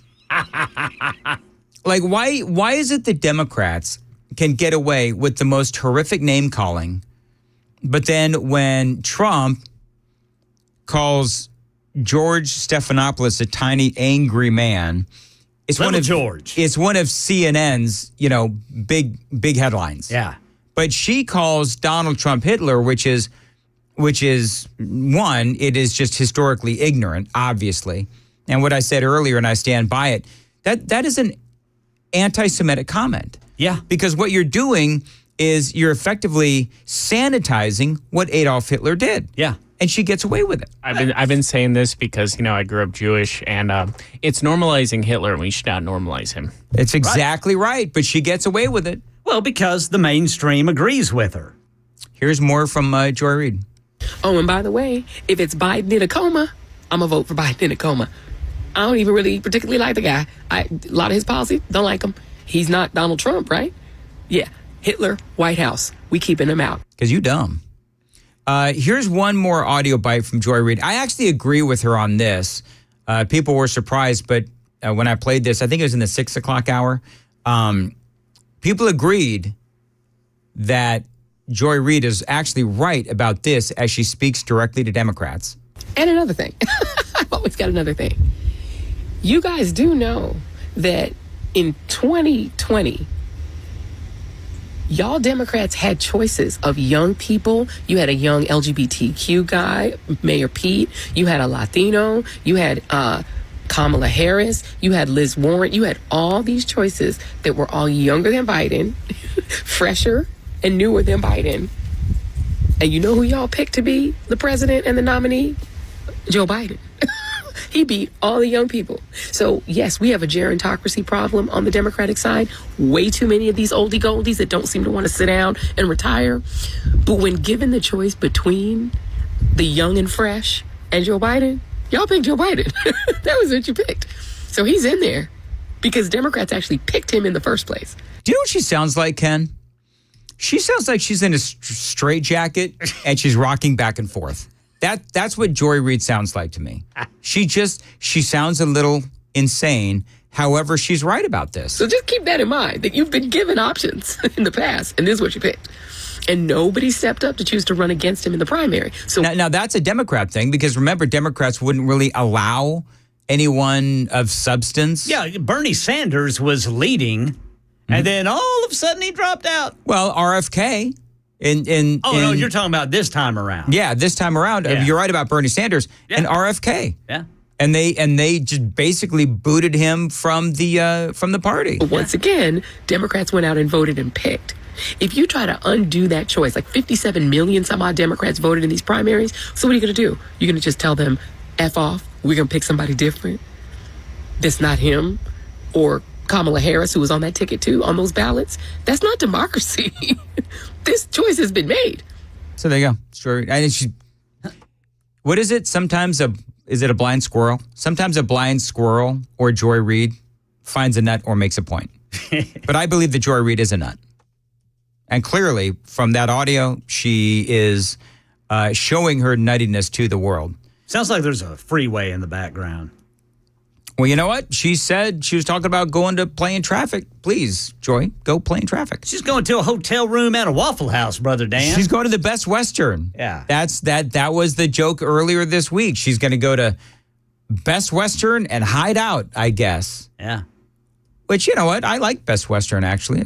I like Waffle House. Listen, there's worse places to hide out than a Best Western and a Waffle House. So there you go. Yeah, I mean, they're I've always wanted to go to a Waffle House. You've never been to a Waffle House? I have never been to a Waffle House.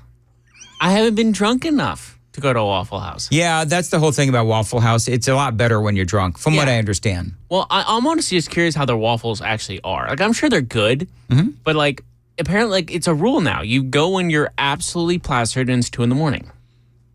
Yeah, I guess. I don't know. I've been to Waffle House, and I'm going to be honest with you. I wasn't real impressed, but whatever. I'm more of an IHOP guy. That's me. Actually, Cracker Barrel. Do you know Cracker Barrel is okay. First Watch is actually one of my favorite places to go. First Watch. Oh, yes. First Watch is my absolutely. First Watch is very good. You want my favorite breakfast place? It is First Watch. Got to go. 822, Nashville's Morning News. Listen, if you want to save some money on your HVAC, call my friends at Busy Bee Plumbing, Heating, and Cooling. They are your Rude Pro partner. Become a Beehive member and keep that AC maintained for the long haul to run at peak efficiency for maximum comfort. Here's what you're going to get if you're a Beehive member, and I've been one for a long time. 3 annual tune-ups, 1 heating, 1 cooling, 1 plumbing, 10% discount on all repairs, priority front-of-the-line service, no overtime or holiday fees, and exclusive Beehive member promotions. Now, again, I've been a Beehive member for years, and I can tell you that it is worth it in the long run. You spend a little now to save a lot in the long term. By the way, they're also a great company to work for, and they're looking for plumbers and HVAC techs. Find them online at busybeehvac.com. Call William and Brandon today, 615-775-7833, 615-775-7833 for Busy Bee HVAC. Again, they are your Rude Pro partner. 823 on Nashville's Morning News on Super Talk 99.7. Ken Weaver, what's coming up in the news?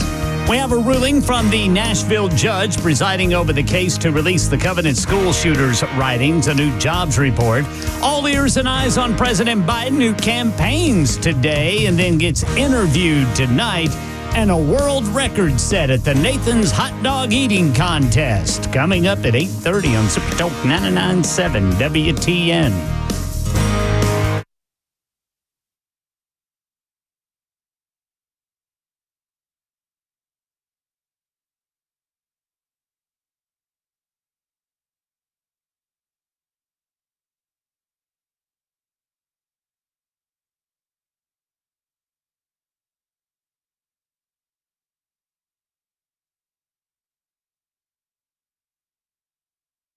Even 10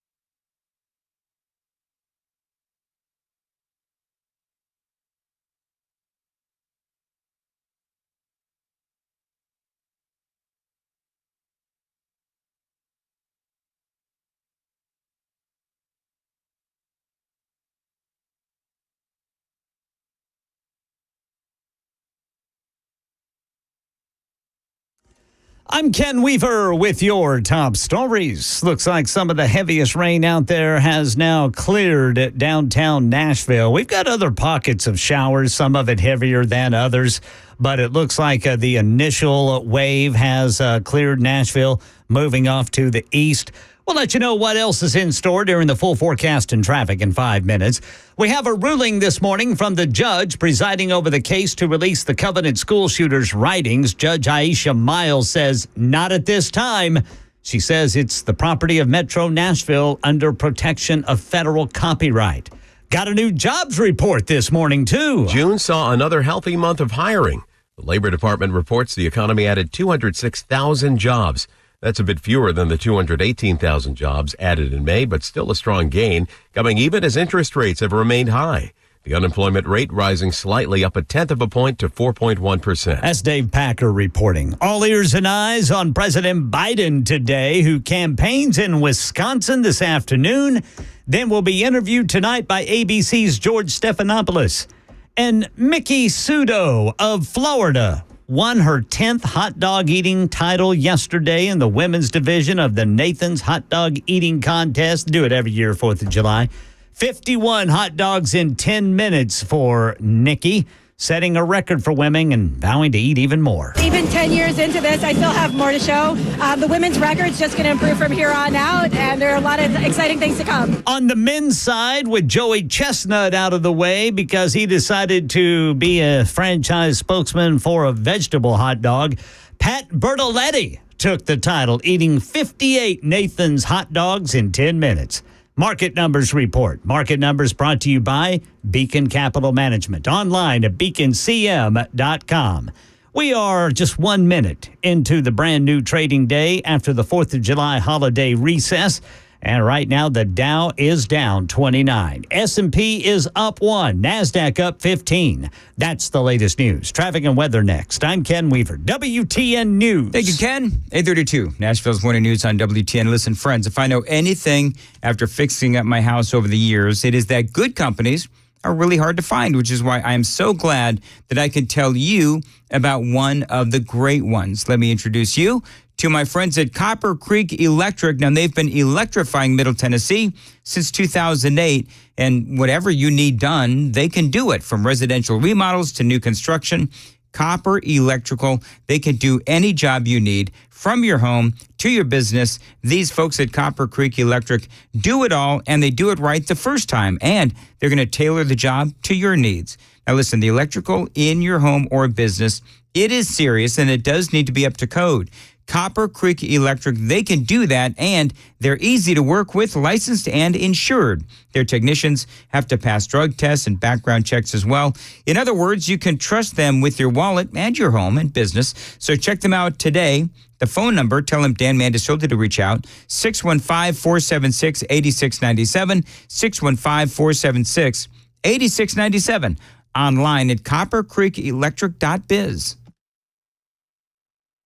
I do everything from scrubbing cages to asking people for donations to answering the phones and helping facilitate getting animals to the rehab. I'm there on the weekends, up there taking care of animals with the team. You got a great team there. It's a small team, but a great team that works together. And I started about 20 years ago. My dear friend Carol Burgess founded Harmony in Fairview. Okay. And we decided to reopen it in West Nashville. And we are rocking along. Lots of animals. One of the primary calls that we get are, I found a bird, it's on the ground, what do I do?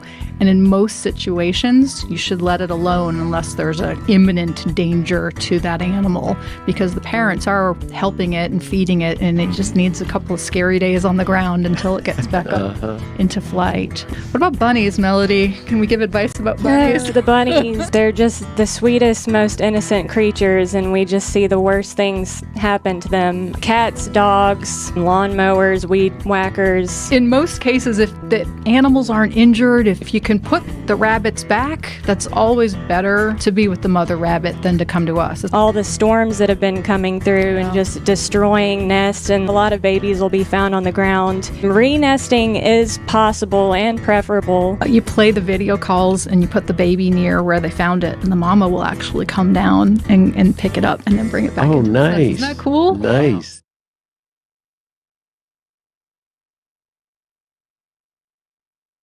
The guaranteed offer is the easiest way to sell your home. It's really simple. We bring you an all-cash offer. You close in as little as 21 days.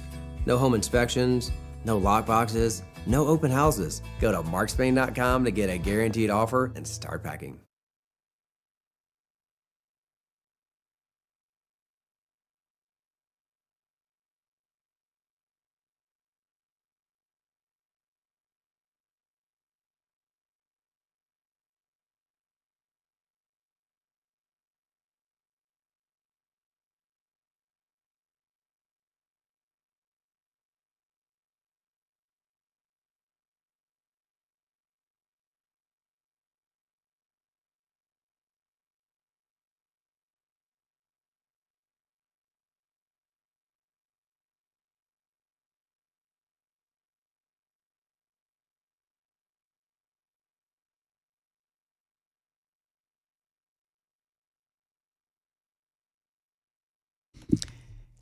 .835, Nashville's Morning News on Super Talk 99.7 WTN. Time for the gang of Three Amigos. Jeff Malinoff is here. Good morning, Jeff. We're almost done. I can almost sleep again. Come on, man. I could feel the couch calling my name because then I have to go back to my other job at night. But bring the energy. I'm trying. Bring the joy. Nobody wants to hear about your problems. That's not true. That's rule number one in radio. Nobody cares about your problems. All right, I'm going to text some people and see if they care. You always got to be up and happy. My mom blocked me. Wow. No, I'm kidding. No, I love my mom. And Ken's here. Good morning, Ken. Good morning, boys. Yes. Johnny's here. He's in good spirits, and he's going to be filling in for Chris Hand. But Johnny B's going to be bringing the fire, boy, at 9 o'clock, let me tell you right now. You know what he said? He's ecstatic to be able to sleep in. You know what he said? I bet you he was. You know what he said? What'd he say? He said, well, Dan, I'm following you, so I have to, up the game. That's right. I told him not going to have to try too hard after this show because I've got, vacation. It's like vacation show. You got vacationitis. I got vacationitis. It's like Biden every time he's about to end a press conference. That's right. But I keep hearing all these sharks in the news. I love going into the water, and I'm going to the Outer Banks, and so be careful, brother Dan. Oh yeah, my family has a beach house in Florida in Destin, and they had where they are, they had to they closed down the beach there because of the shark attacks. Really? Yeah. All right. So well. Had 4 of them yesterday there in Texas. Have your wife test the water first, and then follow her. Go on in, honey. Yeah. You're good, honey. Tell me if the sharks are out there. Do you feel a tickle at your feet? Just let me know. You know what the crazy thing about sharks is? You don't have to be out deep. Oh no. They'll get you 3 feet of water. Yeah. And it's crazy. And they test. They don't test to eat. If they bite you and oh wait, you're not like a seal or anything, they'll let go. But it's too late then. Yeah, it's way too late. You're bleeding out by that point. So their teeth are like saws. Oh yeah, I've seen Jaws. Yeah. Do you remember that conversation we had? I think it was last month about how Jaws is a good movie, and I think Chris Hand thought it was average. Yeah, I do remember that. But I think Chris Hand just likes to be. Oh, he likes to stir the pot. He's a pot stirrer, or a crap starter. Is what that Chris Hand does. You had some actual topics for this, didn't you, Jeff? I did, because yesterday was 4th of July. I was sitting here in the studio making sure the show was running. I was like, you know what? Let's check the people on Twitter. Let's see if people are being patriotic today. Mm-hmm. A lot of patriotic people, which I appreciate. I always love the people dressing up head to toe in red, white, and blue. Sure. Some people took it to go political, of course. Of course. And the number one person to do this, of course, is Rob Reiner. Of course. Everyone knows Rob Reiner. Meathead. Granted, I liked Stand By Me. He directed Stand By Me. I always liked that movie. I thought it was a good movie. But now it's almost tainted for me because he's so far gone. Yeah. And even if you're not a political person, it totally throws you off how political he is and how fear-mongering he is. Well, what did he text? Or what did he... So, yesterday, the morning of 4th of July... Not happy 4th of July to everyone. Nothing about Biden. This is his exact quote. If the convicted felon becomes president, this will be the last Independence Day that we will be independent. Oh, stop it. Good Lord. Can you, okay, he's already been president for 4 years, guys. That's what I say all the time. It's okay, so all of this You keep saying he's going to take our freedoms away and all of this kind of stuff. He had ample opportunity if he was going to do something like that. Donald Trump was in charge of the military for 4 years. And he didn't use that military to take away anybody's freedom. But like Rob Reiner's the worst of the worst when it comes to these over-exaggerated fear-mongering tweets. Maybe he'll move out of the country. No, I wish he would. He You likes know what? his money too much. Rob Reiner, you call him meathead. You know, he's not even like real meat. He's like baloney. If you talk. But like, who else you got? I got Mark Hamill as well, which breaks my heart because I love Star Wars. Yeah. Love Star Wars. Mark Hamill in Star Wars, he is the main character of arguably the biggest movie franchise of all time. Mm-hmm. I don't It's think not there's arguable. Yeah. It is. He is the main character of the biggest, most successful franchise. And it's much better than Star Trek. Go ahead. Yeah, I agree. And he doesn't need to do anything. Nothing of this will affect him. No politician, nothing. So instead of before he posted For America and posted an American flag, before that, the beginning of 4th of July, he posted a upside down flag, obviously of distress, saying, after vastly expanding presidential power, the Supreme Court now considers moving Independence Day to January 6th. That was his post. All right. Smart. Which is really it's just like, of all people that don't need to be in politics and is a millionaire a million times over and doesn't he doesn't need this. Mark Hamill doesn't have as much money as you think. Well, let's look. I'm going to look. Because you know what? Mark Hamill he's got more money than I do, but he does. He's actually he got a wee little bit of the marketing money for Star Wars. But I was surprised when I looked up how much he was worth. $18 million it says as of. That's it. I mean, you would think that's a drop in the bucket, man. That's crazy because you think he had in his contract or something like with the coming to sales figures of stuff with it like Luke Skywalker on it. I think he would have that any video game with his likeness or anything like that would have his get some cash involved. Yep. All right, next. He's almost as poor as I am. All right, I have not really a celebrity, but Harry Sisson because I just have to. Who? You know Harry Sisson? He's one of the Gen Zers that is all about Biden. His banner is Biden. He's one of those paid shills for the DNC. Yep. He yesterday, I'm trying to find it because he posts literally nonstop about Biden, and it's actually gross. Let's see if I can find it. Chris says, Dan, you just dissed on Star Trek. You've lost all credibility as a journalist. LOL. It's happy 4th of July, blah, blah, blah. It's patriotic to support President Biden. It's patriotic. Wow. As in, it's not patriotic and it's evil to vote for Trump. He's as you said, he's a paid shill. Oh no, but he's the worst one. But again, these are the kind of things we saw. But I use Rob Reiner, Mark Hamill as the best two examples because they're so far gone. Kathy Giffords up there too, but she didn't. I actually looked. I was like, oh, I wonder what she posted. She didn't post anything about Trump yesterday. Gifford? Kathy Griffin. Yeah. Oh, Griffin. Oh, yeah. She's learned her lesson. But she'll get hauled into court again. By the way, 5612 asked me a very personal question. Should I mention it? Yes. Dan, with your shy bladder, do you pee in the ocean? I'm very weird about that. I don't do that. Really? Nope, I don't. Where do you go then? You just hold it? No, it's usually there's a bathroom, or I'll go. I'll find a bush. You go behind the dune. Wait, you go in a bush but not the ocean? You go in the bush but not the ocean? Yeah, people swim in the ocean. I don't want to swim in other people's pee. You're already doing that. You crawl up in those bushes. People are already peeing in there, though. Well, I don't like to do that. I don't like to. Okay, I guess. I'm trying to be like a solid citizen and not pee in the water. But millions do. You do know that sharks are repelled by human urine.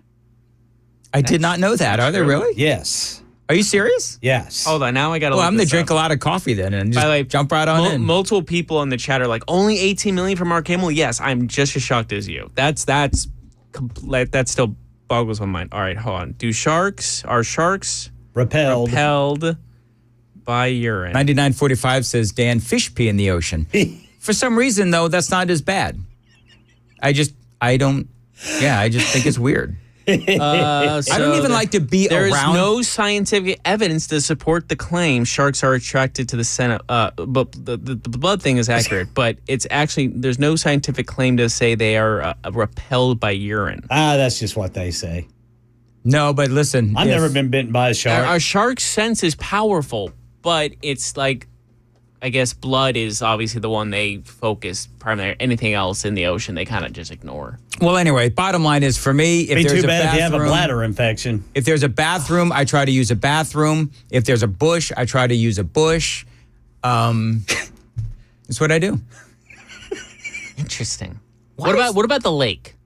Not the lake. Any body of water? 0836. Tell the truth, Dan. Have you ever peed outdoors? Absolutely, I do. Yeah. Everyone's peed outdoors. Mm-hmm. That's fun. That's you know what Amy says? Oh gosh, Amy says that is part of the sexism of Mother Nature because it's so much easier for men to do it than women. Yeah, except if there's a bunch of chiggers or mosquitoes. Apple. Women took the apple. That's all I'm going to say. That's what I tell you. Yeah, you was women, the payback. You're the ones that made Adam eat that apple. So you mean you know Eve? No, I see what you're saying. Never mind. You're right. I don't think he ate the apple. He just took a bite. Yeah. Well, no, he looked at the apple and go. He said no. Why are you doing this? Yeah, but he took a bite of the apple. He was and then they realized that they were naked, and then they had to leave the Garden of Eden. Yeah, they wasted it. They left it on the ground. They could have at least eaten it, all of it. Well, yeah, they could have eaten all of it, but the reason they were banished from Garden of Eden was because they took a bite, right? Yeah. Am I wrong on this? Well, they took it from the tree was the big thing, but no, also taking the bite was just a cherry on top, if you will. No pun intended. No Moving right along. Now, they should have just eaten from the cherry tree, not the apple tree. All right, so people wanted me to play the song again. So at 5:35, there is, remember a while back, friends, we talked about this retreat where women go so that they can cry and yell and just, like bond and like get it all out. Well, apparently now there's one of these $10,000 retreats. I'm going to do the Shazam here. For men. Oh, I let myself cry. I can't believe this is a man singing. Took a cup, fill it up with you. These are men crying, just so you know. All the joy and the sorrow and the fear. And so I tweeted this out because this is from an ad. I kid you not. It is an ad for this men's retreat. Where's the retreat? I don't know. That's my question. And they have, well, listen, if you're interested in going, put in for some extra hours and get the 10 grand and go. But if you gave for like a bonus, if you guys paid for it, I would go. Just so I can like. Well, the good thing is, Jeff, you'll never get a $10,000 bonus from Cumulus. Like it'll be more of a like an experimental thing. Like like instead you guys do your. Do you know what we ought to do? We ought to set up a GoFundMe account for Jeff to go bond with men in a hot spring. I would. I wouldn't do. I would like if I got paid to go. I would not spend my own money. So if you go see, I'm on Twitter at Dan Mandis Show. I tweeted this out. I think it was this morning. Lena sent this to me, by the way. Thank you, Lena. And the visual is all of these men. Some of them apparently are in underwear. Some of them are in Speedos. Yeah. And they're in a hot spring. And they're like cradling each other while they're crying. Yeah. And I just. Yeah, some of them are like really crying out. They're too. like ugly crying. Yeah. Ugly crying. Ugly crying. It's what we call it. Ugly crying. And I don't really even understand. I have never in my life just wanted to openly cry for no reason at all. I got to look up the therapeutic benefits of being held by a burly man. I don't know. I don't think that's a thing. Are there benefits to being held by a man and crying? That's in your Google search now. You better delete it. You left out burly, Ken. I'm sure the burliness makes a difference. And it's funny because these are like loud. These dudes have like big beards and tattoos and everything. And they're like holding complete strangers in a hot spring. But the one that gets me is the one guy that's held by the rest of the men. Yeah. But you notice, okay, I saw one. He must have won. Yes. He must have won 1827 says, I bet those crying men pee in the ocean. No, they find porta potties. I'm sure. Looks like psychologists have established that emotional crying releases oxytocin that is, yeah. and endogenous opioids, more commonly known as endorphins. Yeah, but who can cry on cue? And why are they crying? That's the thing I want to know. Like, I understand that. Trying to get some of that oxytocin flowing. Listen, times are tough, and I totally get times are tough. Doesn't say anything about the benefits of a burly man holding you while you're crying, though. I don't understand the part about the burly men. You're on the wrong website, Ken. If you want to. I don't think you're allowed to be on that website at work. No, don't do it, Ken. You will get in trouble. You know what the funny thing is, though? It's just like, never once have I ever wanted to just randomly cry, and never once ever in my life have I ever wanted to cry and then be held by a burly man in a hot spring. You know what I mean? Yeah. And there's nothing in there that, I mean, this is turning awkward, but I mean, I don't think all these dudes are gay. No, I don't think they're gay. I don't think they are. So it's just. No, it looks like it's some sort of new age type, therapeutic thing. Yeah. That costs you $10,000. Honestly, I would rather talk about Joy Reid right now. This conversation is going on for too long. 1513 says, Dan, you seem to be infatuated by the most weirdest things. Well, I mean, we all I want to be clear that, like, I brought it up, but you guys have been leading the conversation. Well, I find it fascinating. I mean, the video is fascinating. The video is weird. I don't know if it makes me uncomfortable or not. It's like... No, it makes me uncomfortable. Well, I would be uncomfortable in that situation. I would be uncomfortable in this situation. I'd be like, can I have my own hot tub? Like, just be by myself, guys. Just you do your thing. I'll just eat my Waffle House in this hot tub over here. Oh, by the way... I'm going to Walmart today, and I'm getting me a new pack of underwear. I didn't need to know that. I'm going to get me some of those... some of that underwear that one fella's wearing. Wait, describe it. The Jordan one. Yeah, it looks like Jordan. You've been talking about that, though. Yeah, it looks like Michael Jordan underwear. So this came up at 5:35, and Ken has been obsessing over Michael Jordan Speedos all day long. Yeah. And Ken, I'm just going to tell you that more than likely, they probably look better on the dude in the hot spring. Maybe, but as long as I'm comfortable, I don't care. Listen, it's all that matters, man. As long as you're comfortable. And Johnny said he was going to have to up the ante. Please, Johnny, up the ante when you come on it. Yeah, I don't know how he's going to do it. Boy, that's going to be a short putt, man. Let me tell you something. I'm going to get a pack of new underwear, some new T-shirts, and some new socks. Lena says they are all married to liberals. That could be the only answer. No, they're married to the woman that did the yelling in the forest. That's the only explanation. You know what? If I was married to a woman who goes into the forest to yell, I would cry.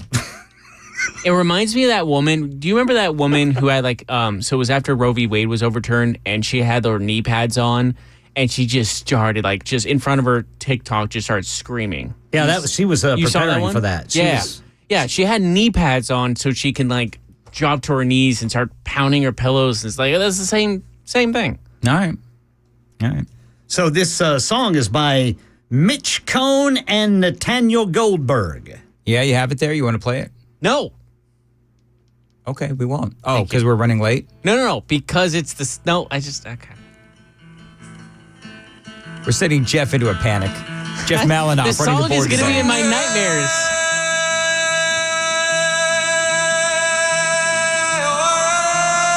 How about that, boys? Do you know what? Yeah. I don't like Do you know it. what? Do you know what actually makes me cry? That song? No. What makes me cry is that I've been hearing all morning long these ads for this Mando whole body deodorant. Yeah, man. Did you know that was a thing, Ken? I had no idea that they had whole body deodorant. Well, for men. I've been seeing ads for women and their whole body deodorant. I guess somebody came up with a man version too. I mean, do you know what their slogan is? They have a slogan. What is it? I'm not sure if I can say it. Yeah, I'll do it. Well, I mean, it's our sponsor. Listen, so. they're sponsors to the show. Yeah, we like them. Their slogan is for Some people need that stuff. Let's be real. Some people have those disgusting feet. for pits, packages, and feet. Yep. That's what their slogan is. Yeah. Whole body deodorant. Mando. Yeah. Okay. I did not know that was a thing. It is, dude. Okay. Oh. There are some people that do not take care of themselves that need to, and they need that. Well, stuff if for they're sure. not taking care of themselves, then they're not going to go and get whole body deodorant. They're just not going to care. Well, no, that's better. That like some people are too lazy to shower. That's their like replacement of showering. So that actually could work. Yeah, and you can't splash ice sport on some parts. 8:55, Nashville's Morning News. I can't tell you how glad I am that I'm going to be leaving after today. Jeff, thank you for coming in. Oh, I'm scarred for life now. Ken, I'm going to miss you for a week. Johnny, I'll miss him for a week. Brother Dan. I'm back in a week. I'll be out in North Carolina. Hopefully, no shark encounters. You better be careful, man. I mean, they're biting a lot of people here lately. Do you know what my bigger issue is? Jellyfish. Yeah, you don't want to tangle with a jellyfish. That hurts. On the out there in the Outer Banks, man, they are everywhere. Well, and you know what you have to do after that? You got to go off in the bushes. Well, you got to put something on the jellyfish bite, which Right. is like not Mando whole body deodorant. Right. But listen, Jeff says it's a thing. It's a thing. And I'm glad that they're advertising on WTN. 8:56 on Super Talk 99.7 WTN. Dan Mandis here. Did you know that Mark Spain Real Estate is the #1 most reviewed real estate company in America? They've got over 11,000 five-star reviews. They're going to sell your home fast and for maximum profit. Now, this is hassle-free selling with the guaranteed offer from Mark Spain Real Estate. They've been in the business of helping homeowners sell their homes for nearly 30 years. As a matter of fact, they have helped over 58,000 families sell their homes. So, Mark Spain Real Estate. One of their listeners, Ashley, says Mark Spain Real Estate's knowledge of the market and strategy made selling my home simple, she says. She's already recommending Mark Spain Real Estate to some of her friends. So call them today. Tell them Dan Mandis told you to reach out. 855-299-SOLD. 855-299-SOLD. You can always find them online. It's markspain.com to get your guaranteed offer today and start packing.